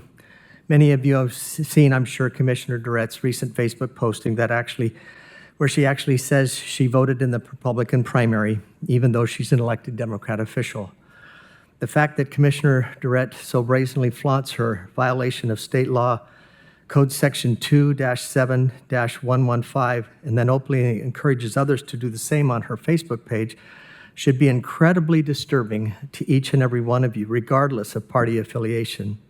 It would be entirely appropriate to introduce a formal commission reprimand, and an election complaint needs to be filed with the state commission. Oh, that's right, I almost forgot. They don't really prosecute this violation. It's just no big deal, I guess. Lots of people do it. And besides, it's just a misdemeanor. Well, in some cases, it is a felony. And I wonder, though, and suspect that advocating others to break the law as an elected official just might rise to that level. According to one of her Facebook followers, she's been doing this since midterms 2006. That makes her a bona fide Republican many times over, except for the fact that she had to lie to affirm her allegiance to the Republican Party. Commissioner Durrett had to do the same thing in order to pull a Republican ballot. Well, let's be clear. Quoting our former President Biden and many other high-ranking Democrat officials over the last several years, no one is above the law. This is a well-deserved place for prosecutions to begin. To that end, we look forward to hearing very soon that a formal resolution of reprimand and referral to the Election Commission for prosecution has been adopted by this body, and that the vote was 10-0. It will send a clear and long overdue message that such crossover voting is not merely illegal, it is gravely unethical and will be prosecuted. That vote, by the way, will also be a true measure of the integrity of each of the elected members of this body. Thank you.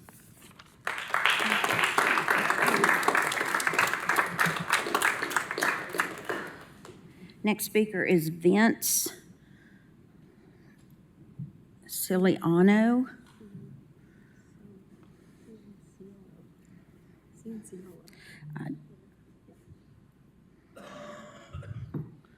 If you'll give your name and county of residence, and I know that I messed up your name, I apologize. My name is Vince Cianciolo. I am a Knox County resident. There There we go. I came to bear witness to Commissioner Fox's discussion about March Madness, but since you've deferred your comments, so will I. But I do have a bridge building suggestion. Arab Fest is being held this weekend, Sunday afternoon in Market Square. What a wonderful opportunity to meet some of the several thousand Muslims that call Knox County home and learn about their rich culture. You really should try it out. Thank you. Madam Chair, may I exercise the privilege with this speaker to ask a question? One question. All right. Can you remind me your name, sir? Vince Cianciolo. Cianciolo. Do you think that only Arabs are Muslims? No, but that is an opportunity, a unique opportunity this weekend. Not all Arabs are Muslims, not all Muslims are Arabs, but... Thank you.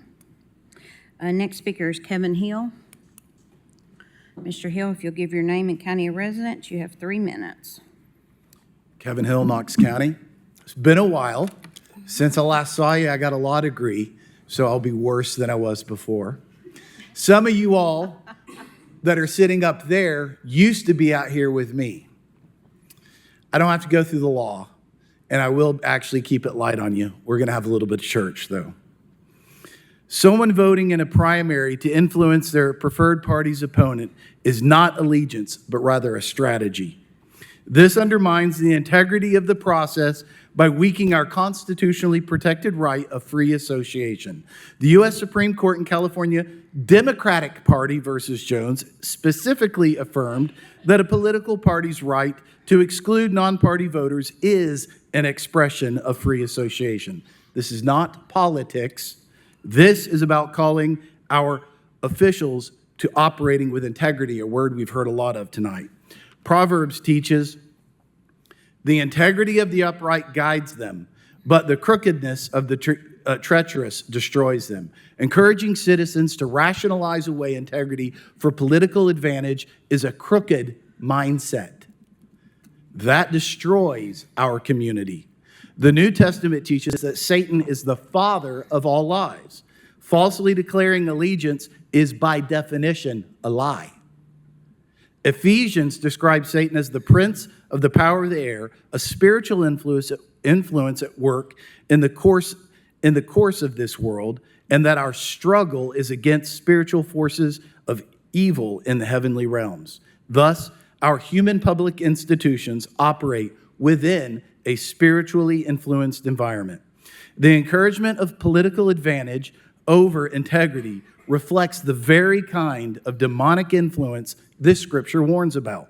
We must individually decide which spiritual forces we will become the agents of, either wittingly or not. I come tonight to call the officials that have engaged in this behavior to public repentance. There is no shame in repentance. However, true repentance does have a cost to our pride because it occurs only when its expression matches our prior actions that affected others. As a parent, I must regularly humble myself and repent to my children when my tone with them is wrong, precisely because they are the ones who were affected by my wrong actions. Likewise, I'm asking these officials to do the same, using the means and platforms they used to express their wrong encouragement. Crossover voting or encouraging it will not set anyone's foot on the road to hell, but a life that increasingly treats integrity as negotiable begins to look very much like the paving stones on that road. Thank you. Next speaker is Keith Kennedy.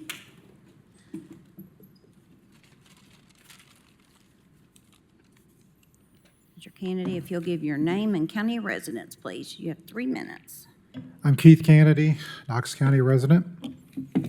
I've been a registered voter since I was 18 years old. And I've got some really bad news for just about everybody in this room, including Madam Chair, and the commissioners. There's not a single registered Democrat or Republican in this room or this state. We do not register by party in Tennessee. We don't. It's just the truth. I think people think that because when they go into a primary election, they are given an application for a ballot and they are asked specifically, which primary do you wish to vote in today? Since none of us are registered by party, as long as we are voters in good standing, we have the right to choose either ballot we want in a primary election. Let me say this, since I have been a voter since I was 18 years old, I have voted for some of you and I have voted against some of you, and probably will in the future. That's my right as an American. I think the language that's on the application for the ballot, which was just added this year, having been on this statute that everyone was referring to, is confusing people. If I sign this ballot, am I aligned with Party A? Do I have to pledge allegiance to Party A or Party B, as the case may be? Tennessee is an open primary state. That could change if the legislature passes registering by party to vote. They've tried, to my understanding, for at least 20 years to do this, and they have not been successful. That could change next year or a year down the road. Until that time, or unless that happens, every person in this state has the right to choose which primary they want to vote in. Now, you may align with a certain party, you may call yourself a certain party, you may have donated money to this party, but no one is registered by party in Tennessee at this time. I will say this, there is a solution to my friends in the room who wish to have closed primaries. Take the taxpayer money out of it. Have a convention, have a caucus, and you can exclude anyone you want to from voting. But until that time, or unless that happens, Tennessee is an open primary state. No one can say what's in the average voter's mind and heart when they go to the polls, who they're voting for. Are they voting for a party? Are they voting for a person? Are they voting for someone they just like and think they would make a good candidate? So until that time happens, again, Tennessee is an open primary state. As far as alignment and allegiance, the only thing I pledge allegiance to is that American flag behind you. Thank you for your time. Thank you. All right, I'm going to run back through these names to make sure somebody didn't come in. We had John McCauley,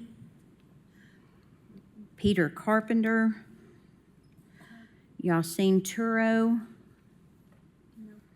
Julia Kay,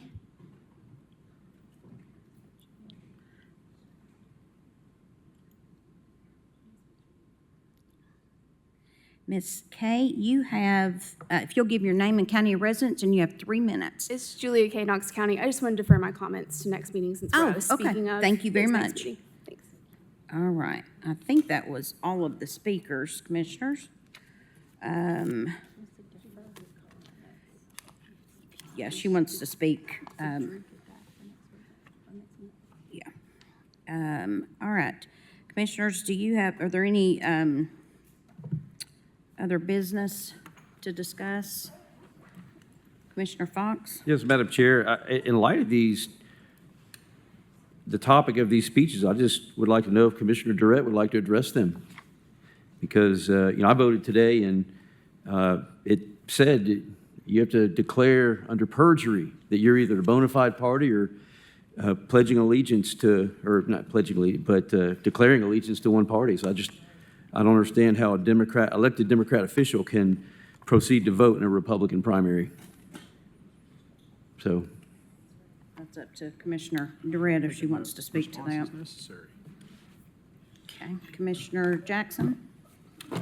Thank you, Madam Chair. I was just going to let everyone know that in addition to Arab Fest this Sunday, which is downtown, there's also the Knoxville Jewish Center on Dean Hill Drive is having Noshville from 10 a.m. to 2 p.m. I encourage you to come and support the Jewish community as well.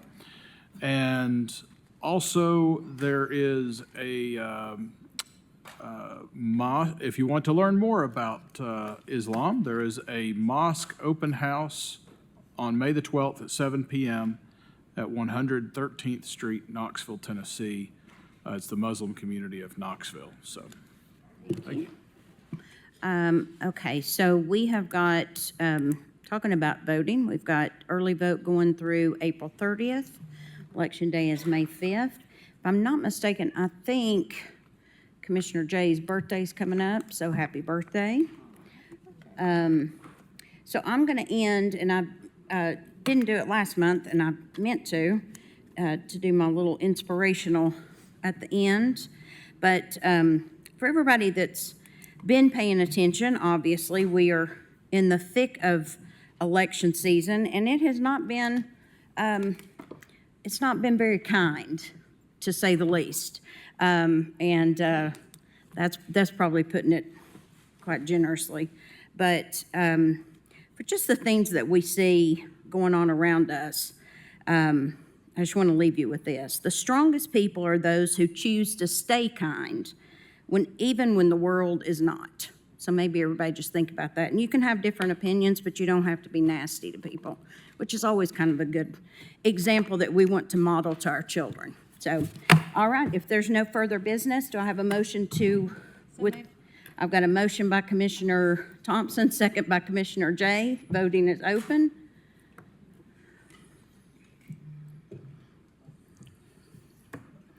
You don't want to adjourn, Commissioner Jackson? Okay. The motion is, we are adjourned.